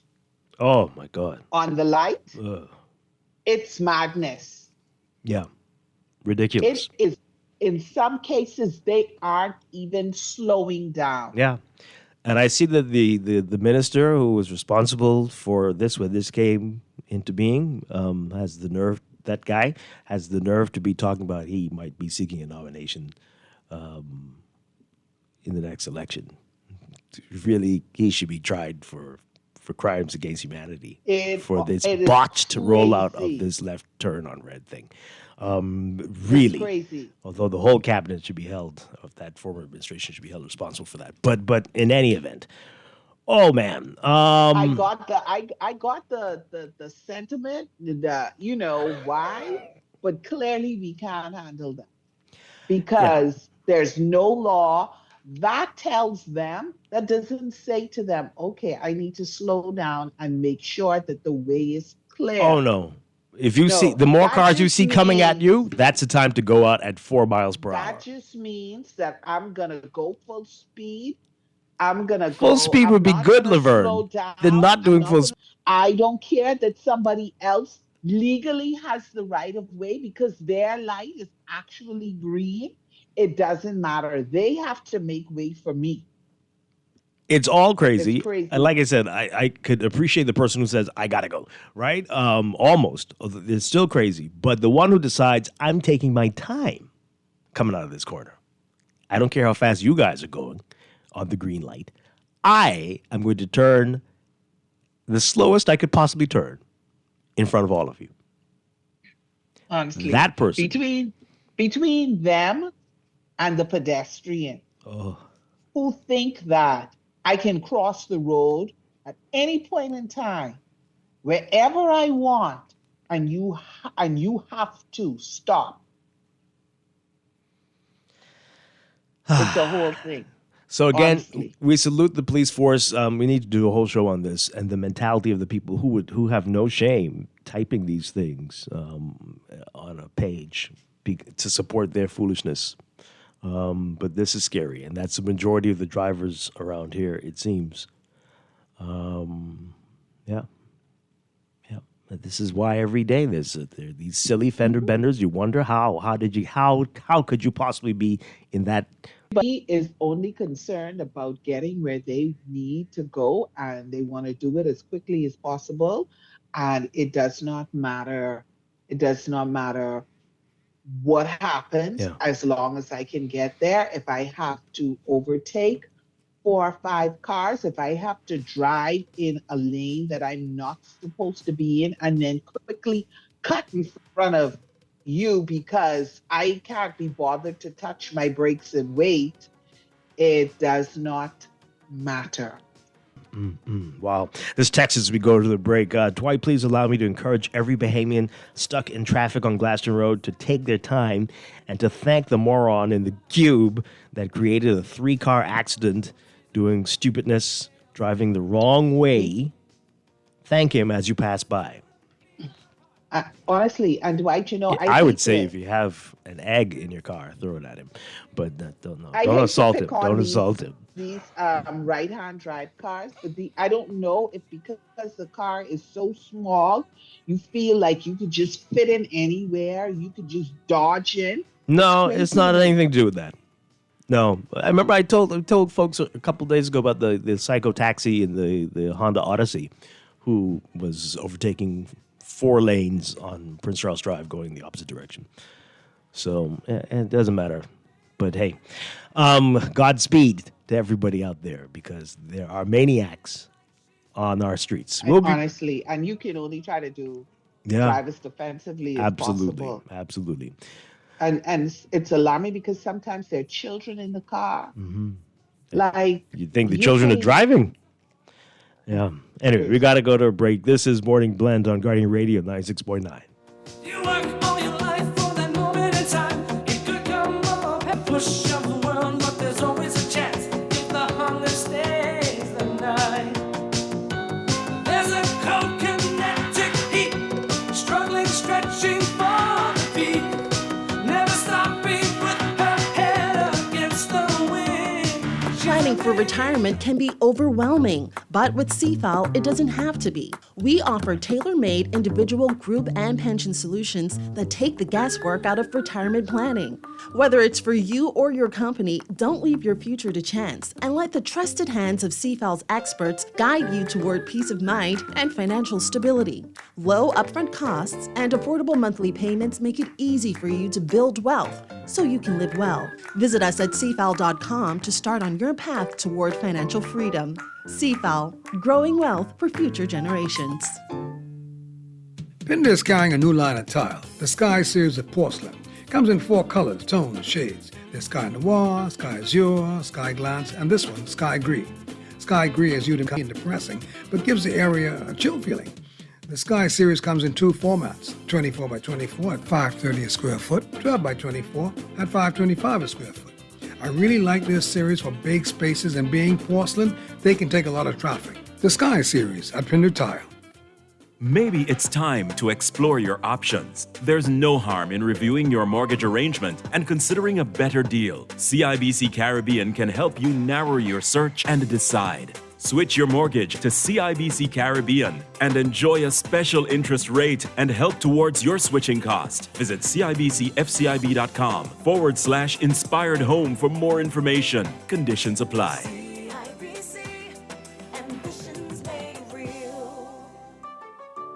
It's time to give away a cruise. Guardian Media Group and Going Places Travel wants to take you on a 7-day cruise for 4 to Panama, Colombia, Curacao, and Aruba on Royal Caribbean Serenade of the Seas. And here's the best part. No visa required. That's right, no visa required. 4 ways to win. Number 1, fill out the form in the NASA Guardian. Number 2, listen to Star 106.5 and Guardian Radio 96.9. Number 3, follow us on Facebook and Instagram. Number 4, or make a purchase at any Going Places Travel. Entry deadline is June 27th, 2025. Drawing will be taking place on July 4th, 2025. So you know what that means? Pack your bags and get ready to soak up the sun and feel the ocean breeze. You and 3 loved ones sailing the high seas on a vacation cruise of a lifetime. Brought to you by the Guardian Media Group and Going Places Travel. Certain conditions apply. Airfare, taxes, and gratuities not included. Don't shop at Sherwin-Williams then. Don't get the best service in the Bahamas then. The love is really, really strong in Sherwin-Williams. We don't just sell paint. We service you with a smile, good hearts, mind, soul, and body. And we love our customers as much as we love ourselves. Real talk. I'm not just saying this to impress myself. We love to go beyond with customer service. So they feel delighted to come in Sherwin-Williams because they know I can either see Dee Dee, or I can see Shelly, or one of our other wonderful staff members. We treat our customers with the respect of our boss because there are many paint companies they could choose to go to. No, baby. If they go to some other paint companies, so I gonna get this little thing at the end of the week. We want to make sure you get that little ting, Shelley. Come visit Shelley and Dee Dee at Sherwin-Williams, Bahamas, and you'll surely find color in every day. Are your day with a burst of flavor? Look no further than Dunkin', your ultimate destination for everything delicious. From our freshly brewed coffee that is sure to pick you up, to our signature frozen beverages that will cool you down. And don't forget our mouth-watering sandwiches, made to order all day. Dunkin' has it all. And of course, our lineup of fresh donuts, muffins, and more. Dive into a world of yummy flavors at Dunkin' and bring joy to your day. The Bahamas runs on Dunkin'. Hey! What's up? Alive Fiber NBA fans! Mark your calendars. Saturday, May 24th, join us for an adrenaline-pumping three-point shootout and dunk contest. Enjoy your favorite food vendors, drinks, awesome prizes, and fun for everyone. Plus, we'll be announcing the winners of our NBA Sweepstakes live. Woo! It's showtime! Don't miss out. See you there. Visit Alive social media pages for more information. Been off the WSC grid for over a year? Now's the time to come back and save big. For a limited time only, the Water and Sewage Corporation is offering up to 50% off reconnection fees for customers disconnected for more than 1 year.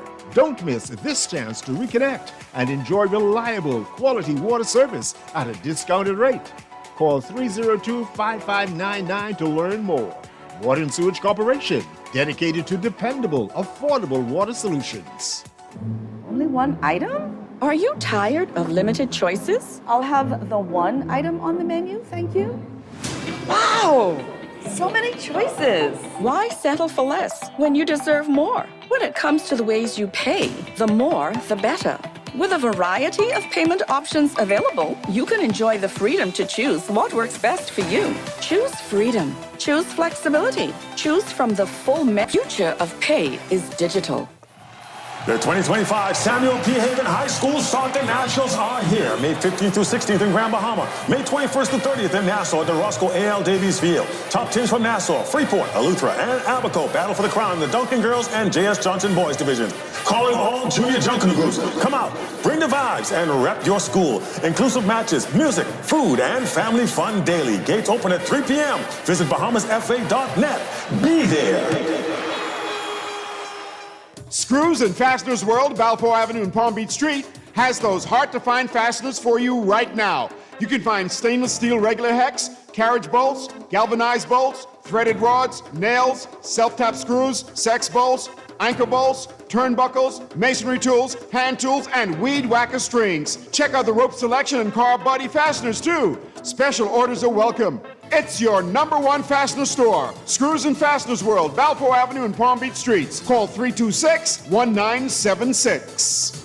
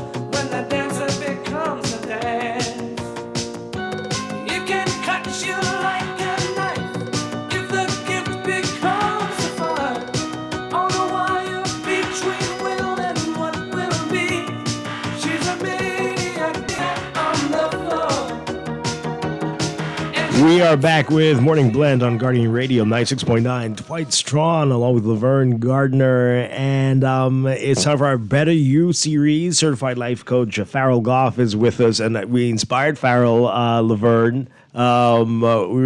He wants to pivot and get into what we were talking about before because, well, you explain. Why do you want to Well, no, because I think postpone our scheduled topic? Yeah, well, just listening to the conversation you guys had, you and Laverne, and some of the comments and some of the emotions built around it. And this is something that's been going on for so long. For so long. The crazy driving we've seen on the streets. Just this complete disregard for the laws of the road in the Bahamas and in particular Nassau. And, and sometimes we like to point the fingers at the notes and the cubes. But to be honest with you, if you stand there and watch, it's so many cars, so many people and different people from walks of life, people in suits, people in T-shirts, people in bareback, people in nice cars, people in, cars barely making it.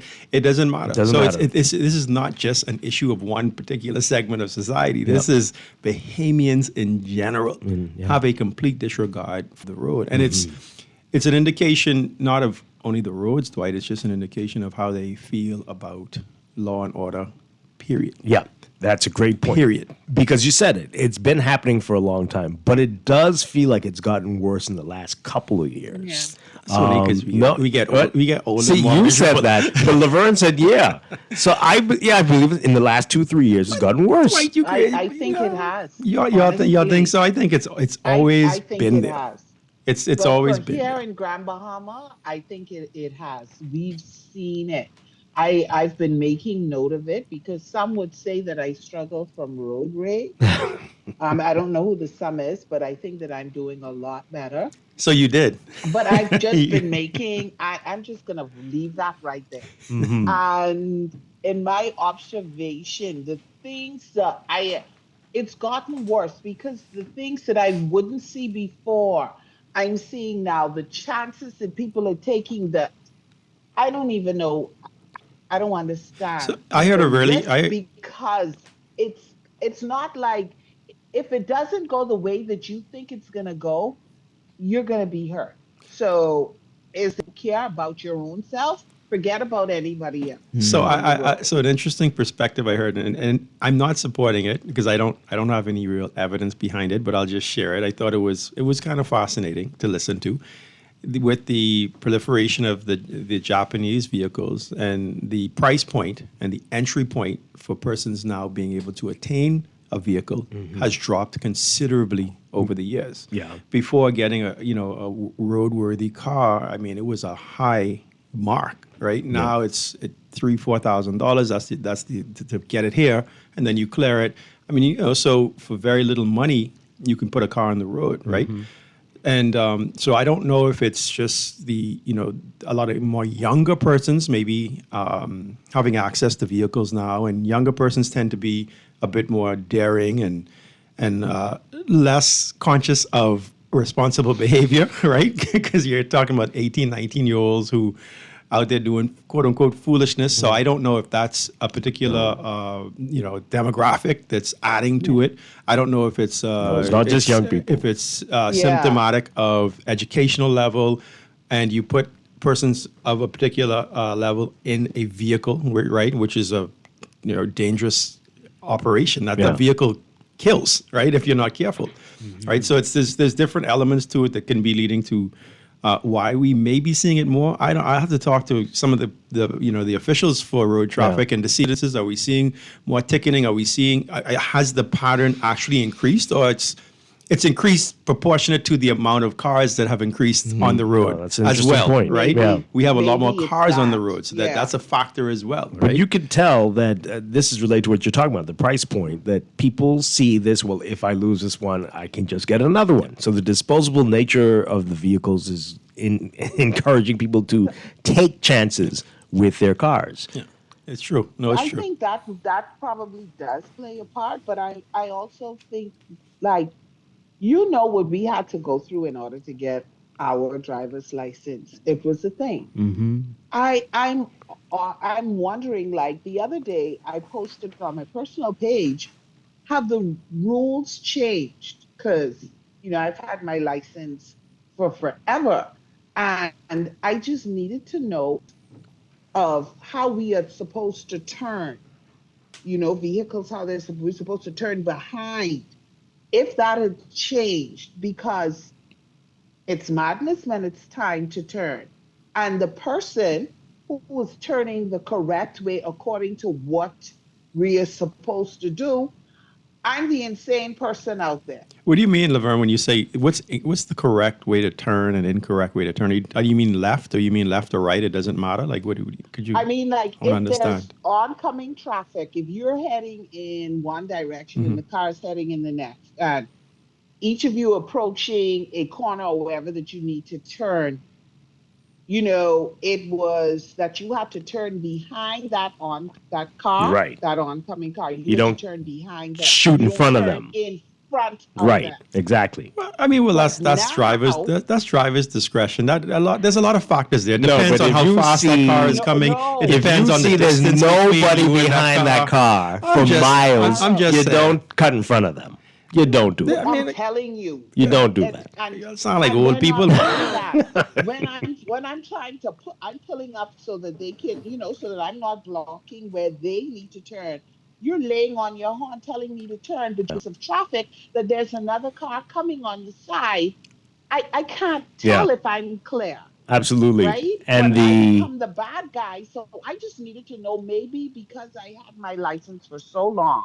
well, I think that's it too. A lot of these people do not have driver's licenses, never took the test, Yeah, never there's- understood the rules of the road. That's true. A lot of those drivers, absolutely right. And we constantly say, okay, police need to do this, they need to do that, they need more roadblocks, more this, more that. But there's only so much the police can do. That's the bottom line. I mean, there's only so much. It's at some point it turns into the responsibility of the individual.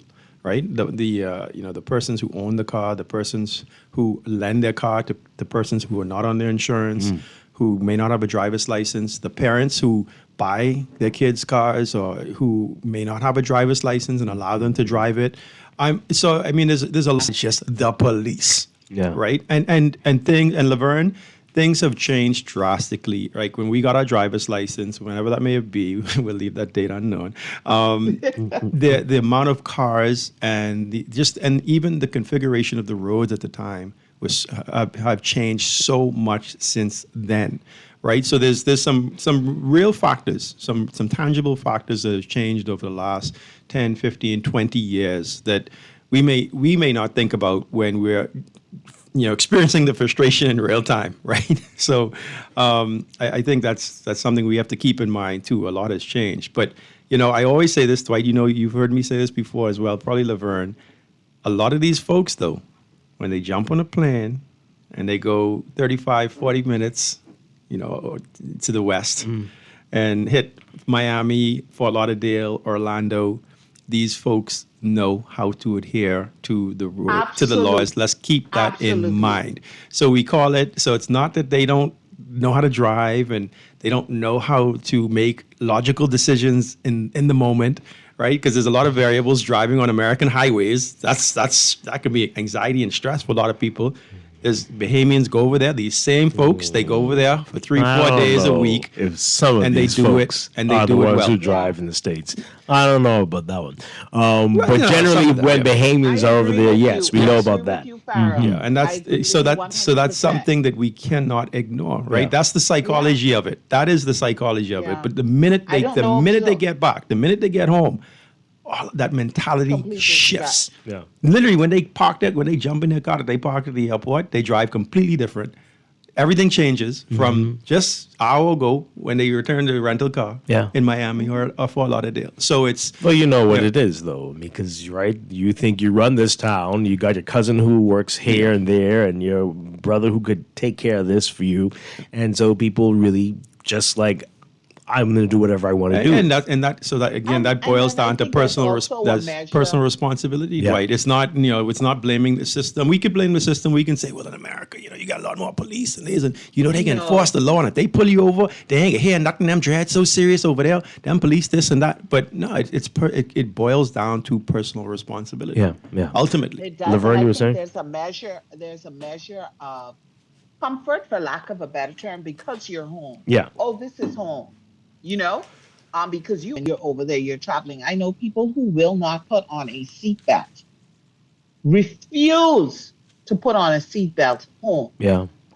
But as soon as they get over there, Yeah, Laverne, I wouldn't even say it's Buckle up. necessarily home. Right now, if you're talking about specifically Bahamians, possibly. There's a lot of countries where the Right. the, That's what I mean. the I mean the citizenry. Bahamian. Yeah, exactly. I think it's Bahamians. I mean yes. the level of comfort for us. We're so lackadaisical when as it in comes to being our home. Yeah, laws, we're and very, we see it and we in have a total lines. disregard for the, we like so nonchalant. Let me say that, Yeah. And I'm saying to you, okay, explain to me the logic that you use to convince yourself that when you are in the United States, you buckle up. Nobody is to tell you buckle up, you buckle up. But as soon as you get home, if someone says to you buckle up, you're like irritated. I'm not buckling up. So tell me what I've been So- trying to find out what happens mentally. So I'll definitely speak to this, right? Remember that majority of human beings, we learn through repeated observation from a very, very young age, Laverne. That's how we develop our mentality. That's how we develop how we make natural choices, right? Is what we've seen around us happening. Okay? If the majority of the population of the Bahamas was law abiding on their own, guess what the kids will be? Well, guess what the next generation will be? Law abiding citizens. So I just want to say, right, this is learned behavior that we've seen with the examples around us, the pastors, the politicians, the police themselves, our parents, our uncles and aunts, the teachers. We've seen where people say one thing and they do something completely different. And the actions speak louder than words. This is just very basic stuff, Laverne, but we're seeing the combination of it from a negative aspect, right, opposed to a positive aspect. So we've seen this around us all day long. So we grow up with that mentality. Yeah. We become those adults that we saw when we were growing up. And I suspect, well, at least TV shows we watch, that in small towns in the U.S., they have the same problem, right? Where they think, yes, I'm not in the big city, I run this place, and we can do the same stuff here. And it's not just a small town thing, right? You have some small nations that are doing so well when it comes to law and order and, people respecting authority. So again, it's not just a small town mentality, right? It's something else. A bit deeper than that. All right, so Farrell's we want Farrell to help us to navigate the road rage that Laverne and I suffer from, how to deal with that so we can be better people. Right? This is the Better You series. Let's take this call before we go to the break. And then, but we also have a whole lot of text messages of people with their complaints. So you got to help us. We'll work through it. We'll all. weed through it. Let's take this call, and then we got to take a break, and we'll get to the messages. Good morning, caller. You're on the air. Good morning. Hi. Unlike the great Morning. Bernal Sands hotelier would say, top of the day to my beautiful Bahamian people, and welcome to our invited guests. Thank you. And please, illegal guests, please leave our shores and come back properly. Good morning, Dwight. Hi, good morning. Dwight, I have been through many decades of the changes, and like your guest said, worse. I have seen the value of this country over a period of time, Dwight. And I remember when this little island, what we call New Providence, was a beautiful, peace-loving, walk the street, drive the street. Like nothing happened. And if you broke the law was enforced on you. We're not enforcing the law, right from the law enforcers. And I know many of us have seen even our police, what we call cops and so forth, on the street, in the crowded traffic lines, when they reach the stop sign, and they don't want to be on the stop sign, like most people don't want to be on the stop sign, they turn on their sirens till they pass over the light, or once then they turn it off, which shows me they were really not going anywhere. They didn't want to wait on the line themselves. So we see the law enforcement officers doing these things in the front of our faces. What they expect the population to do? And this is going on around this country. So I can say something right now. Even living in the communities now, the proliferation of theft going on. Let me say this quick, Dwight. Last week, 2 weeks ago, I lost a $3,000 generator off my front porch. You don't have cameras? Did everything. You don't got I cameras? had it for years. Only turned it on when BEC go off. Woke up one morning, cleaning my yard. I turned around, my generator gone. Neighbors crossed the road with cameras on their doorbells. They didn't see anything, Dwight. This morning, I went to open up my back gate, Dwight, to let the cleaners come in to clean up my yard. Then I went to open my lock on my back gate. Dwight, I can show you a picture of it.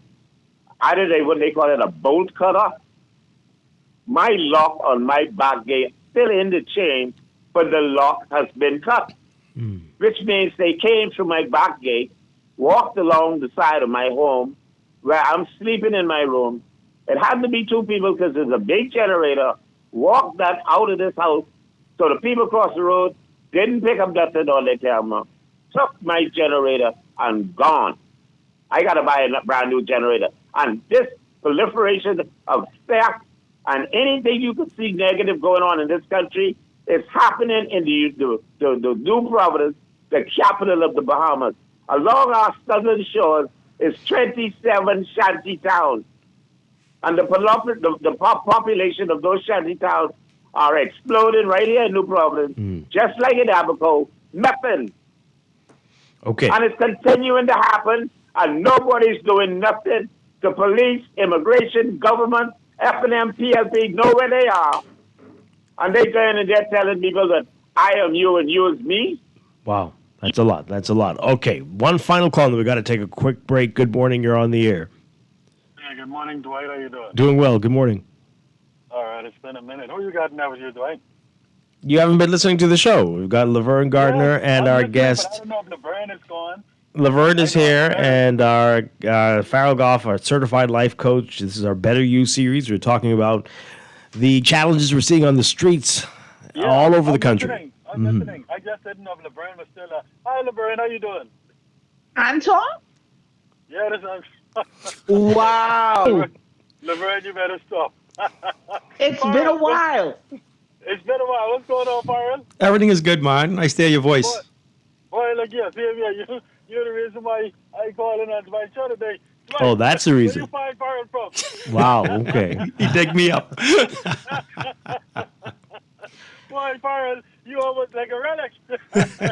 but look here. I missed you on the show. But Laverne, fair not. Right, fair not. I still listen in. I may not call in as often as I used to, but I still tune in to Guardian as much as I am able to. And whether I'm in Nassau, whether I'm in the U.S., whether I'm in London, the U.K., whether I'm in China, I'm tuning in Oh, wow. to 96.9 FM. Thank you. And so You're all over the world. I'm a faithful listener of the Guardian Radio talk shows, all of them. Wonderful. Absolutely. And so I just wanted to call in and see his Farrell a little bit because I was like, boy, I almost feel like a relic, but definitely Farrell is a relic. As a young relic, man. Good to hear your voice, Anton. Thank you for calling. Y'all continue the good work. Boy, I'm really sorry to hear about your mishap. Oh boy, who was that who just calling just now, Dwight? Through the generator. Oh, Sparky. The generator? Yeah. Mm-hmm. Right. I'm really sorry to hear about your mishap, Sparky, but continue to hold the faith. And y'all continue to do well, Dwight. Y'all take care of Laverne, Dwight, and Farrah. God's blessing. Thank you, man. Thank you very much. All right, so we'll get back to this after the break. And Farrell, I hope you can help us to navigate the streets amongst all these very special individuals. Oh, boy. Who are all over the place. This is Morning Blend. We'll take this into business when we get back. I got a plan to get us out of here. Been working at the convenience store. Managed to save just a little bit of money. Won't have to drive too far. Just cross the border and into the city. You and I can both get jobs and finally see what it means to be living. Better say Lampkin. Besides carrying all the roofing material needed to cover East End, Enterprises also has all the equipment needed to put it together and to protect your workers, including hacksaws, hammers, mauls, wrecking bars, well, hopefully they won't need them yet, drill bits, tapes, plumb bobs, levels, and more. We got cement, concrete bond and fiber, lime, sand, and P-rock. We got dust masks, safety glasses, gloves, hard hats, and high visibility vests. Lampkin, what we got here at Enterprises is a one-stop shop for builders. At Cleveland Clinic, care is everything. So when your primary purpose is to care for the world, you'd start with your community until you're accessible anywhere. You make complexities your specialties and put compassion before anything else, all to redefine what's possible. For everyone, everywhere. For every care in the world. Cleveland Clinic. Measles is on the rise around the world, and the Bahamas is at risk. Which makes us very vulnerable as a nation for the possible outbreak of measles cases. Every Saturday in May from 10 a.m. to Ministry of Health and Wellness will host MMR immunization visits in South Beach, Coconut Grove, Fox Hill, and Elizabeth Estates. Clinics in these areas will remain open until 8 p.m. twice per week. Get your child immunized now. Wake up and treat yourself to the breakfast you deserve with Wendy's new French toast sticks platter. 4 pieces of golden, crispy French toast sticks served with warm syrup, fresh cracked eggs, your choice of protein, and orange juice. It's sweet, savory, and everything your morning's been missing. Whether you dip, dunk, or just go all in, you'll never want to go back to your old breakfast routine. Better breakfast always starts at Wendy's. I had were so overwhelming. Fidelity's debt consolidation loan combined all my loan payments into one easy payment with a built-in savings plan that pays me unbeatable interest. It's time to make that move to Fidelity. Call 356-7764. Fidelity, we're good for you. This is Guardian Radio 96.9 FM. Streaming on GuardianTalkRadio.com and the Guardian Radio app, Nassau, Bahamas. This is Guardian Radio, your station for up-to-the-minute news and intelligent, interactive, and engaging conversations. 96.9 FM. The views and opinions of the hosts and guests are their own and do not necessarily reflect the views of the management and staff of Guardian Radio. Wake up, it's a new day. Wake up, it's a new day.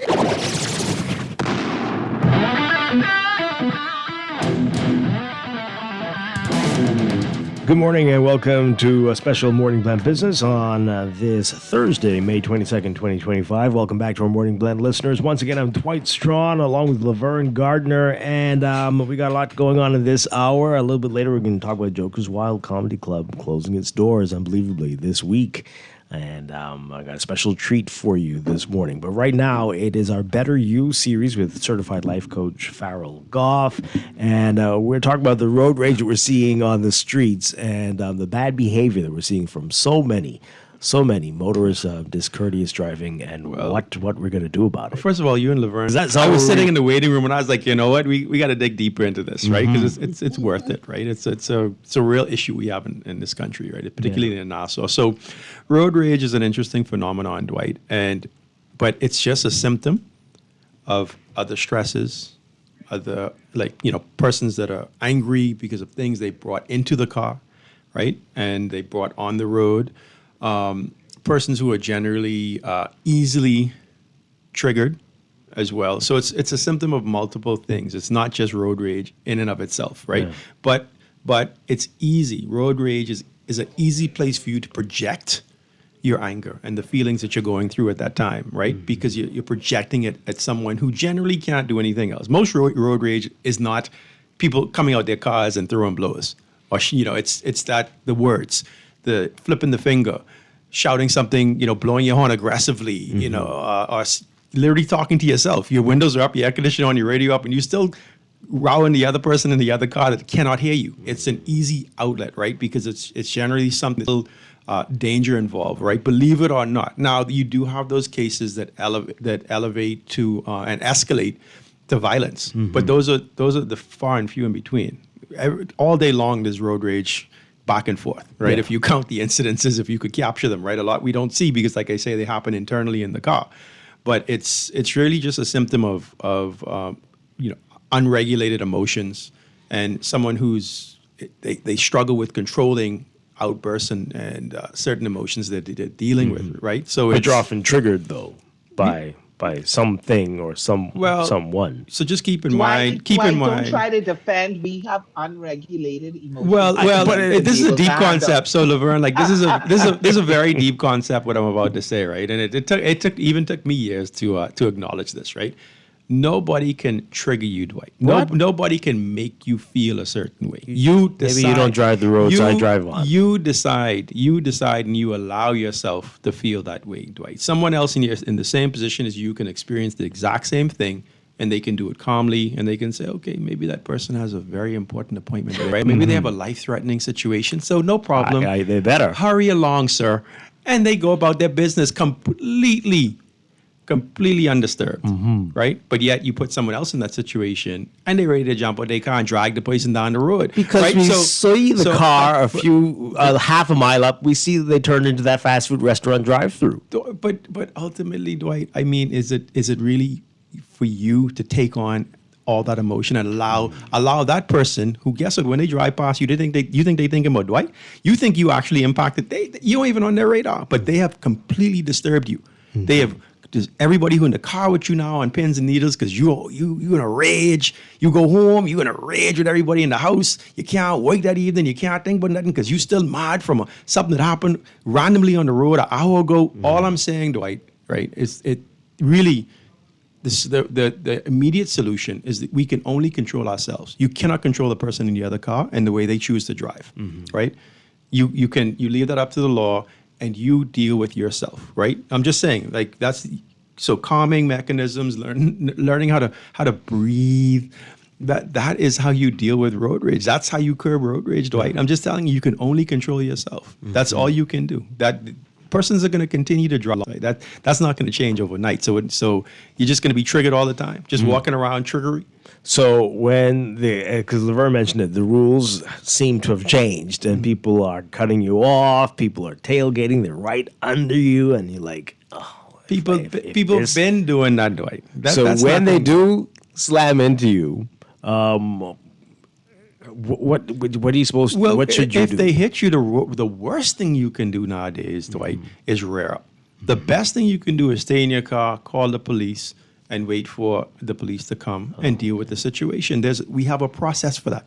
The wrongest thing you can do is jump out, because you have no idea what type of day that person is having. That might not even be someone of criminal mind or violent mind, but they may have had something going on that completely and you push them over the edge because you jump out of your car about to aggressively come at them. Well, I did. And next thing you know, call them an idiot. Next thing you know, someone doesn't make it home that day. Oh, boy. Could you imagine that? When it could have just been, yes, a fender bender. Things happen. The police came, records were taken, insurance exchanged, and everything. It's really how we decide to react and respond to certain stimulus on the outside. Are there tips to help you to get to this Zen way of talking? Because I mean, it's a work in progress. Even it's a work in progress for me, Dwight. To be honest with you, because we're highly as a citizenry, as a people, Bahamians are highly emotional. We're highly aggressive. So we have a lot of work to do in that area, Dwight. It's not easy for us. Like some countries, they're generally in a different space, right, mentally, and than we are, right? We like the route. Automatic. We see a lot of row and we see it all around us, right? So that's our our general nature. But Dwight, it's just remember, be deliberate.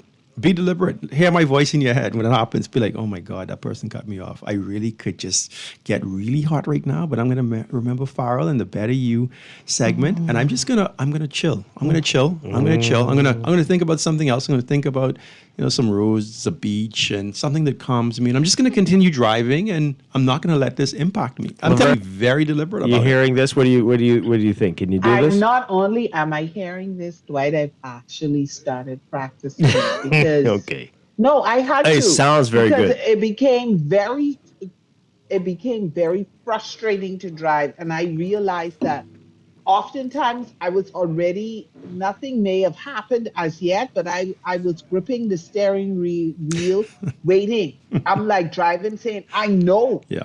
So I couldn't. And then my niece, right, who was in the car with me on several occasions, pointed out to her mother in a very innocent way that when we are praying, we have to pray for Auntie Laverne because she really gets so upset when she's driving. Wow. So I'm like, I'll be honest, I don't always get it right. Sometimes I still like flip out a little bit, but I have been trying to.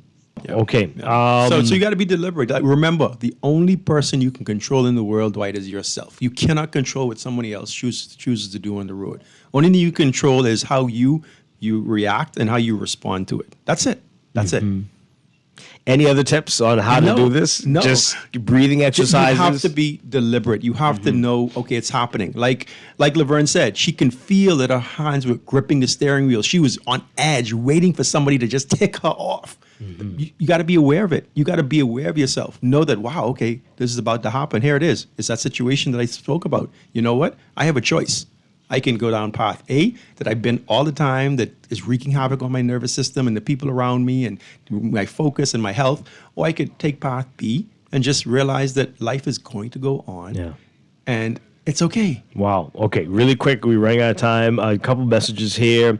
This person says here, Dwight Farrell's not getting it. My sister got written off by a foreigner, an American, driving the wrong way on Shirley Street.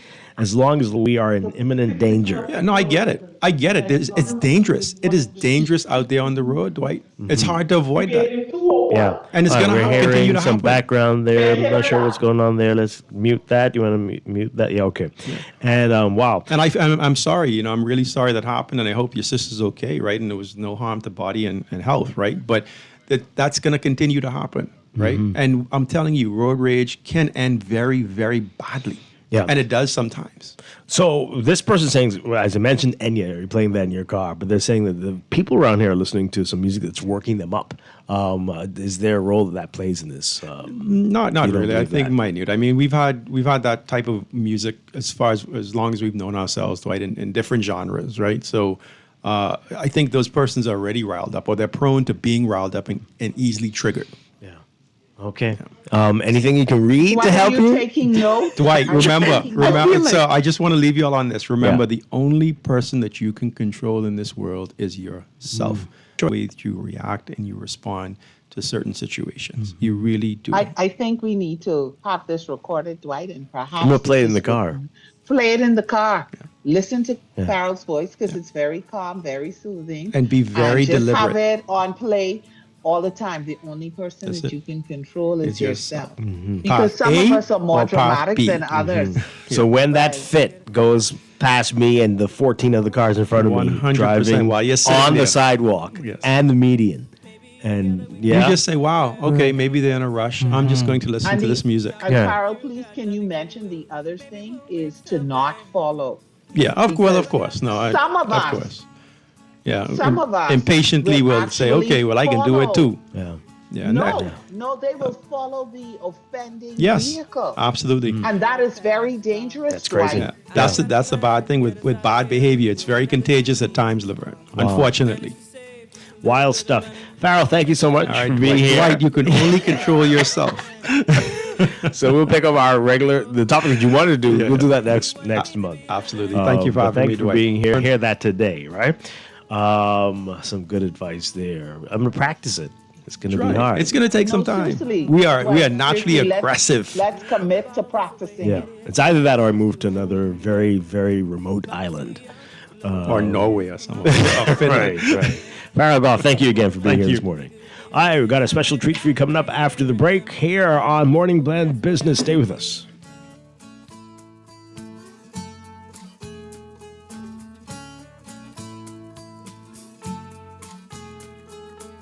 You got a fast car. Have you already tried our President Butter? Ooh la la. Indulge a little with President because now more than ever, we need to savor the taste, textures, and feelings to truly enjoy the little things that mean the most. President Butter, something to savor.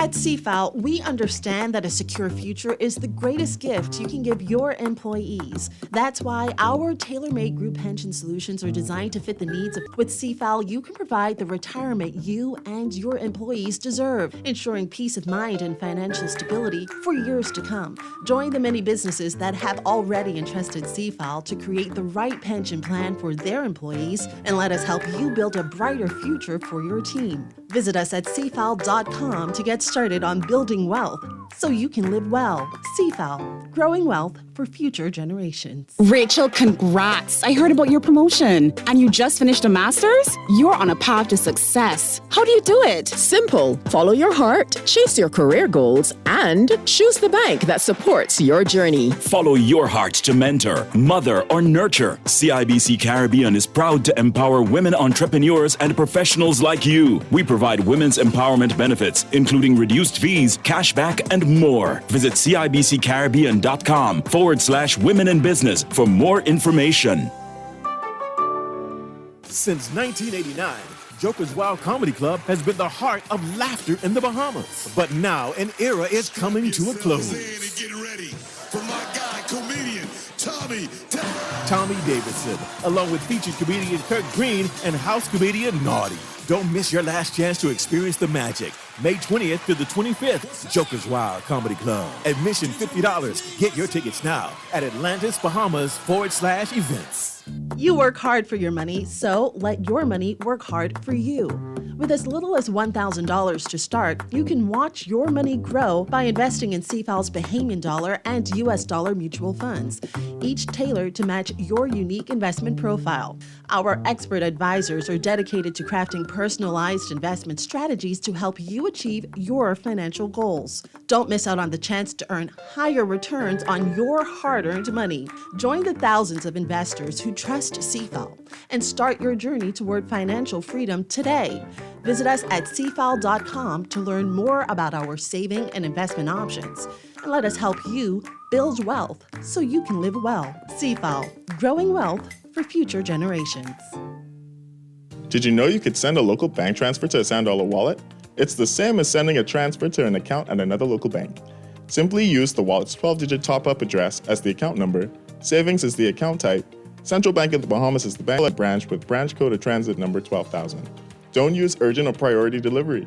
Transfers to Sand Dollar wallets are processed through the Bahamas Automated Clearinghouse Network within 1 business day. This is Guardian Radio 96.9 FM, streaming on GuardianTalkRadio.com and the Guardian Radio app, Nassau, Bahamas.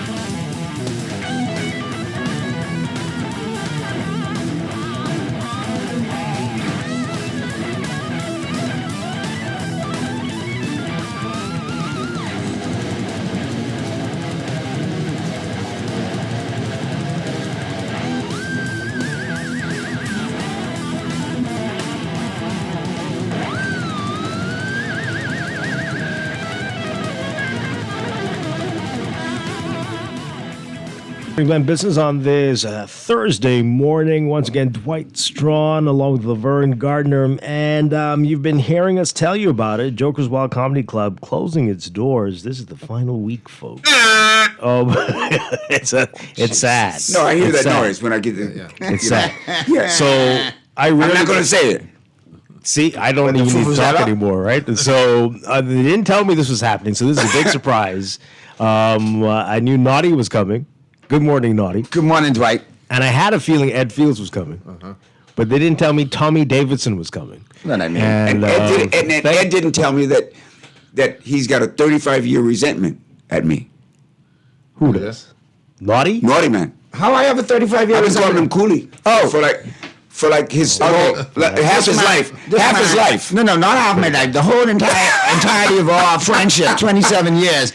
You have mistaken me for a Trinidadian. So I think I'm doing something. Carnival reveler, kidnapper, and I'm not Trinidadian. I don't kidnap people, and I don't do carnival. Yeah, and I'm saying Marby and what is it? I don't do roadie. So I'm doing all the jokes, Sorrel and Marby and all this. He's going, man, what are you talking about? And I'm doing the whole thing. And just the other night, he says, man, look at me, man. Okay? Did you know who I am? Did you know what I'm talking about? But he never stopped me in all those years. And you and I can leave. We can leave. But I just wanted to know that we've cleared this out to 27 years on Morning Blend. We've settled it. We still all good. This is what we do. Yeah, so just with the noise alone, he'll look at me like, hey. And shout out, you still look at me, but like I say, I'm not Trini. Wow. Okay. But we got it straight. Some sort of... comedians. It's comedians, right? Well, welcome. This is not your first time. Nah, man, I'm so glad to be back here. Mm-hmm. I got hope in mankind, boy. No, you didn't say that. Was what you said. I got hope in mankind. That isn't what you said. We're not going to go there. Okay, we'll get back to Tommy Davidson in a bit. What's your thought, buddy? But Naughty and Ed, the fruit. This is really surprising to hear about Jokers Wild closing. What's going on? What's happening? No. It's just listen. We opened in 1989, and we went through some really tough times. I mean, 1 year in 18 months, we went through 13 refinancings. And I think only because of my banking experience, I was able to kind of maneuver that, right? Wow. Mm-hmm. And for about 5-6 years, I carried around a $400,000 debt until we paid that off bit by bit. And then, fortunately, we were approached by, we had two. One was that Brad Greenberg from Creative, Brad Greenberg approached us and said, listen, I think you got a potential. He's a black man, by the way. But go ahead. Potential. No, he's not. And what we will do is we will we will send you comedians free. Uh-huh. You pay for the room and board, and we'll ride it until we can see our way clear. Mm-hmm. And so I got to thank him for that. And within 6 months or so of doing that, we got approached by what was then Resorts International, and moved into that what was then Trade Winds Lounge. And then subsequently Pasty. So we've been at Atlantis for about 33 and a half of those 35 years. Wow. Mm-hmm. So, and then of course, critical mass. At one point we were smack dab in the middle of the casino. So hey man, people come just, on, man. But things change. And so listen, we've had our run. And it's just time to just, close the book on things. Who knows? Maybe there'll be another chapter down the road. But right now it's to move on. As far as I'm concerned, this chapter may be closing, but I plan to write some other ones, all right? Because I happen to love being a stand-up comedian, and I think it's a real job. It's carried me for 27 years, so I'm gonna keep doing it. Yeah. And the beautiful thing about stand-up comedy, Tommy and I, and Ed indirectly, I mean, if you do comedy, you could do it. There's no shelf life. I want to ask. You could do it till they wheel you to the graveside, like honestly. So yeah. I want to ask what comedians got sent here for free.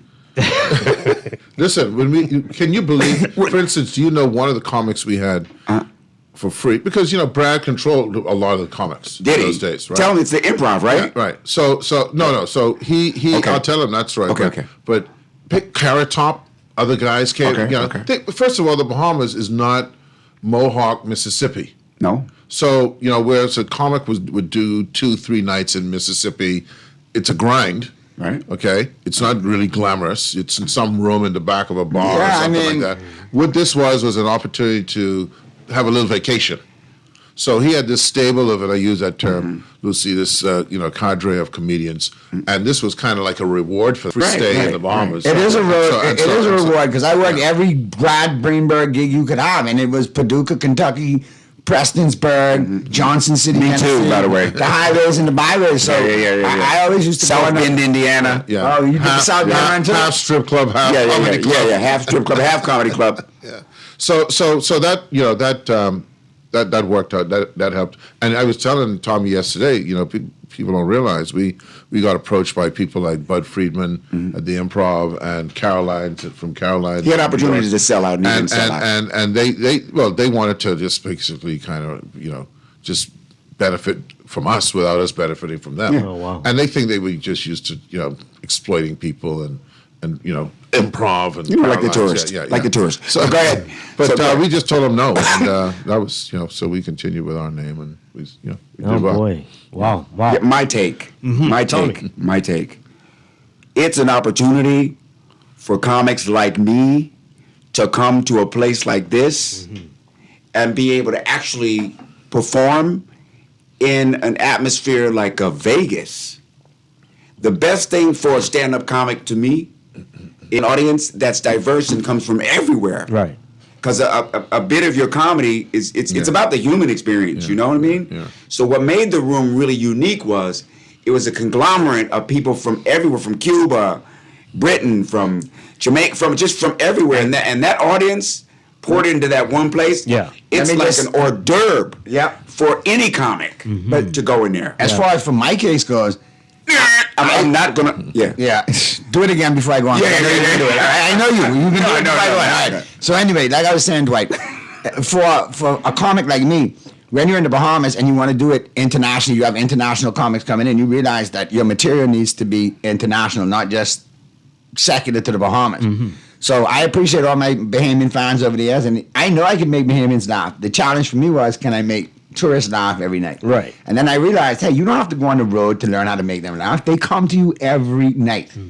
So it took a little bit of me being more topical as to what was going on in the States, in Canada, so on and so forth. But once you could relate to them, and then I added the fact that I did go on the road and see where some of them live and how they live. It allowed me to be like topical to them and palatable to them. It was a likability. So that's been a big part of my success over 27 years is the fact that Joke is Wild brought the world to me. So I hate to say it, and it's probably one of our failures, but we haven't seen the level of Bahamian comedy that is at an international level, not because it's not capable, but because for some reason, like with music, we do the same thing in music.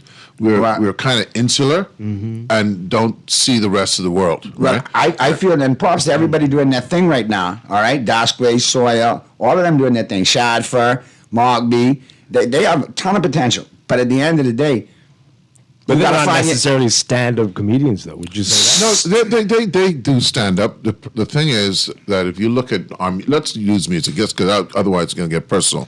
Look at music.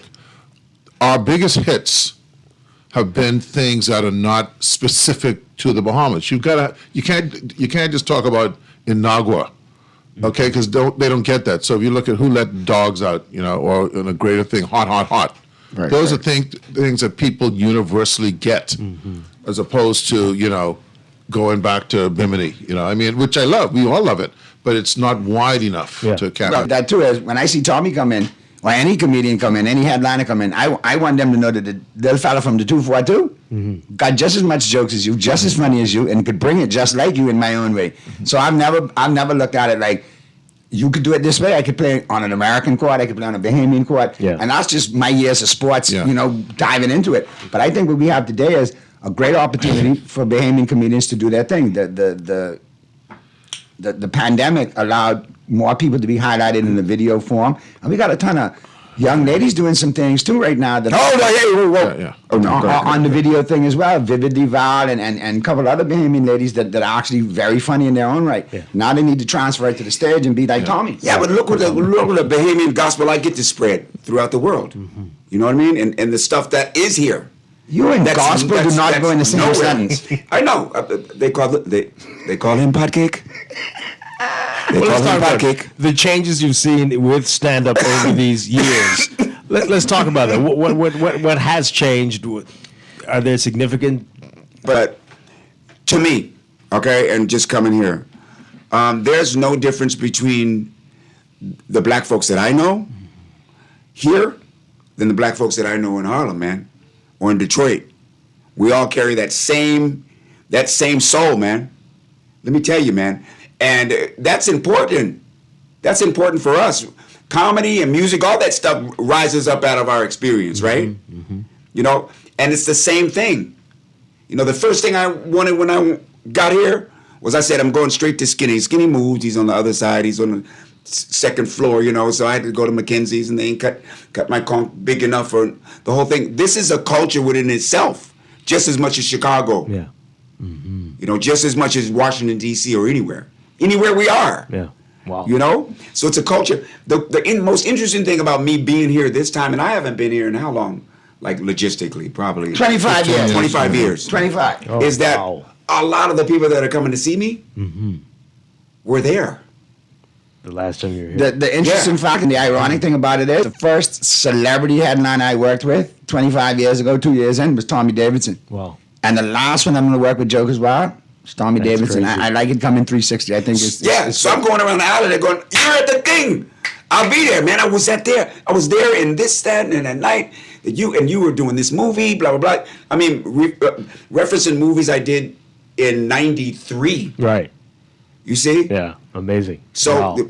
So the place is important. Yeah. The place. So this is it. What can we expect from you this week? These final shows. You can expect the unexpected. I can go anywhere from Sammy Davis Jr. I know you guys can't see this, but you know I got one of my eyes kind of squeezed to the side. The Candyman. Yeah, the Candyman. Or I can do something like President Obama, who at first I didn't know what he was all about, but he can take something that's unimportant and make it sound important. How about Sugar Ray from In Living Color? Sugar Ray Leonard. Well, that's a very, very good question. Jesus. And the thing I'm not going to do is go, meh.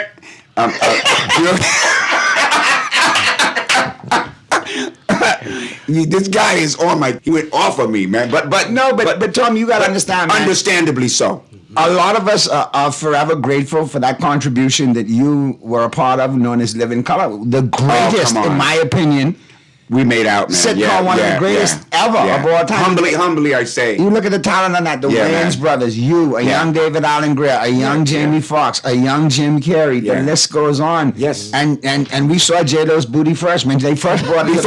Yeah. Now that's moved to her head. But oh wow.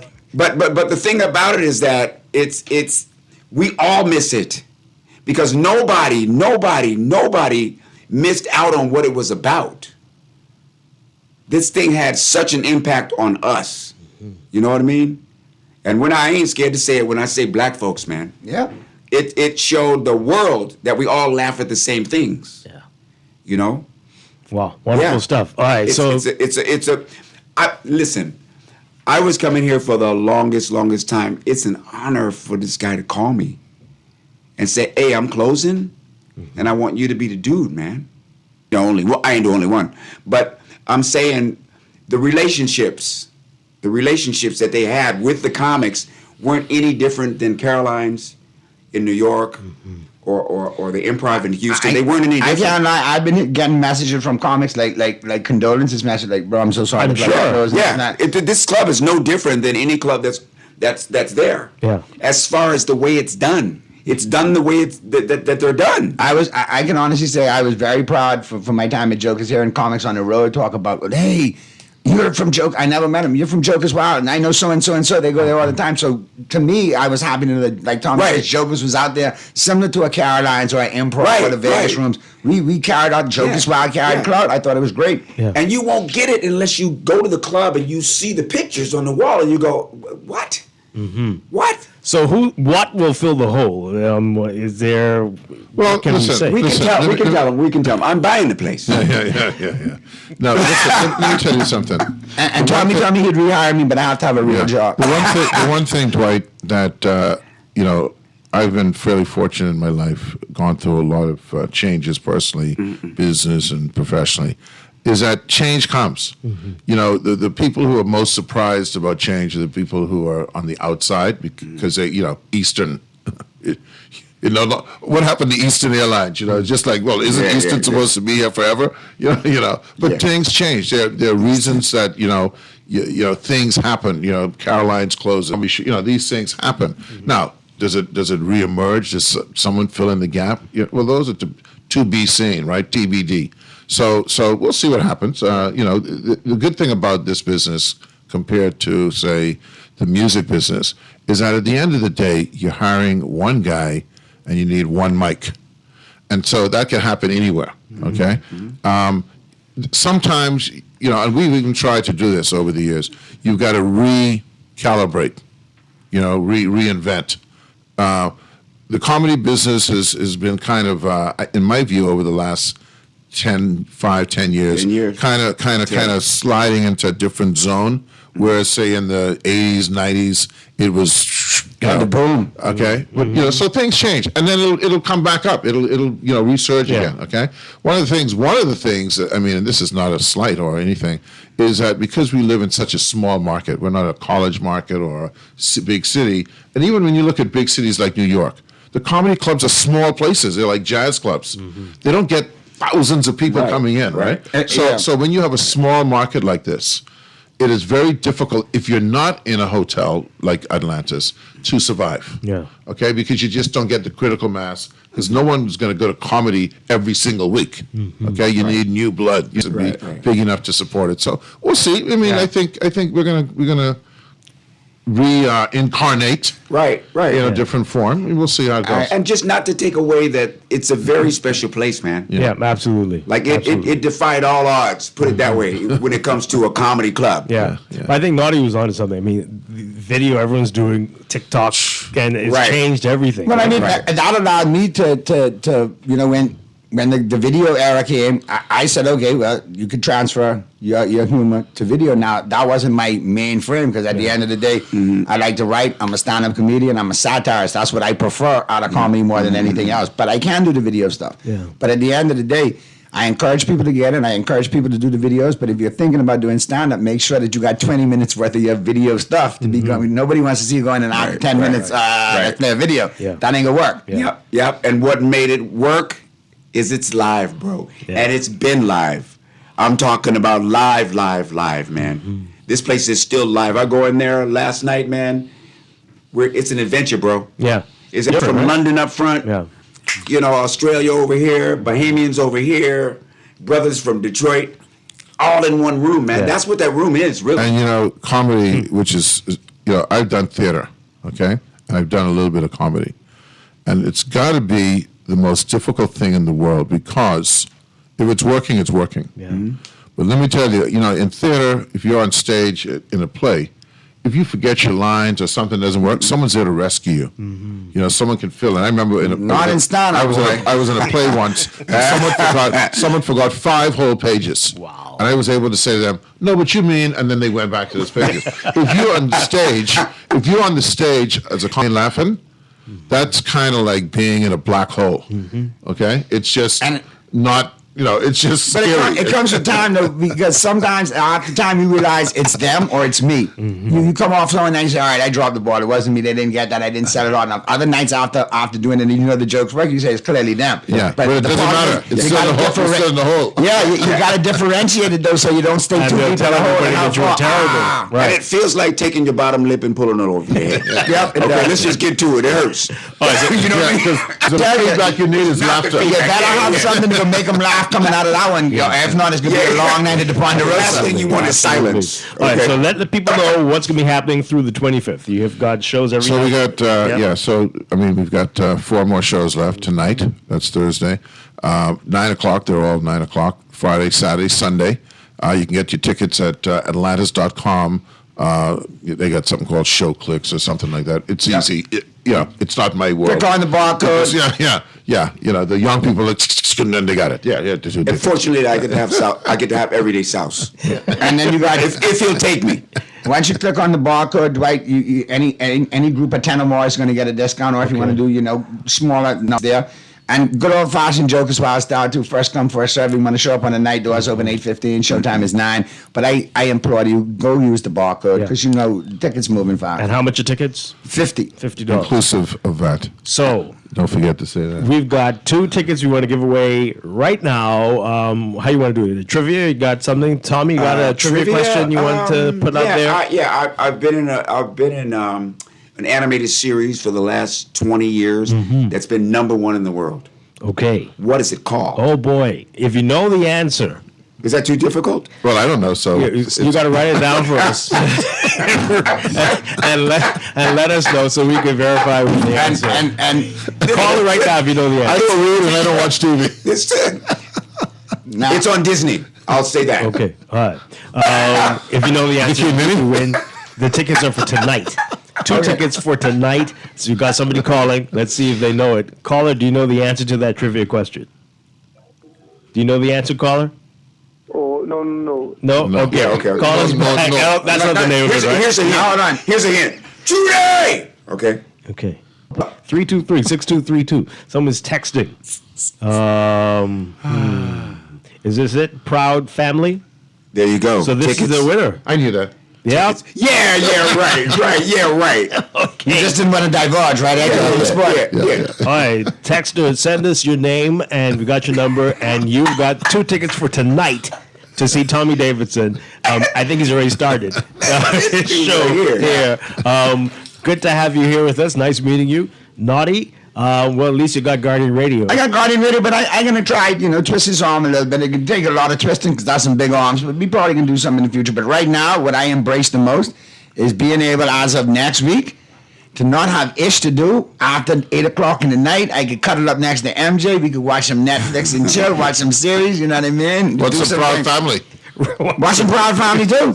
We watch all of that. I personally want to get into King of Tulsa. Me and MJ want to get into King of Tulsa with Salo, and I think that's going to be a good one right there. And we get to bury the hatchet. Okay? Finally, right here. you did it right here on the Guardian Radio. And about his background. Yeah, I know Trini. Bohemian.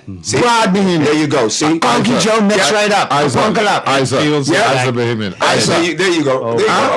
Okay. Say bite properly, all right? You should have to say you won't bite. be able to control them. But anyway, good seeing you as well. Hey, farewell to Joker's Wild. Test me out. Boy. See, you got to break Laverne, you're missing it. We got to go. Have a great one. This is going to go on for a while. Everybody have a great day. Thanks a lot, Dwight. I appreciate it, man. And y'all come out and get your laugh on one more time with us at Joker's Wild. And don't look for me next week at all. I could be rolling with MJ. Don't. MJ, love you. Let's book the tickets. Let's go. That's right. You're not going to hear this again. Last time. Everybody have a great day. Stay tuned around the clock with Eric Green next.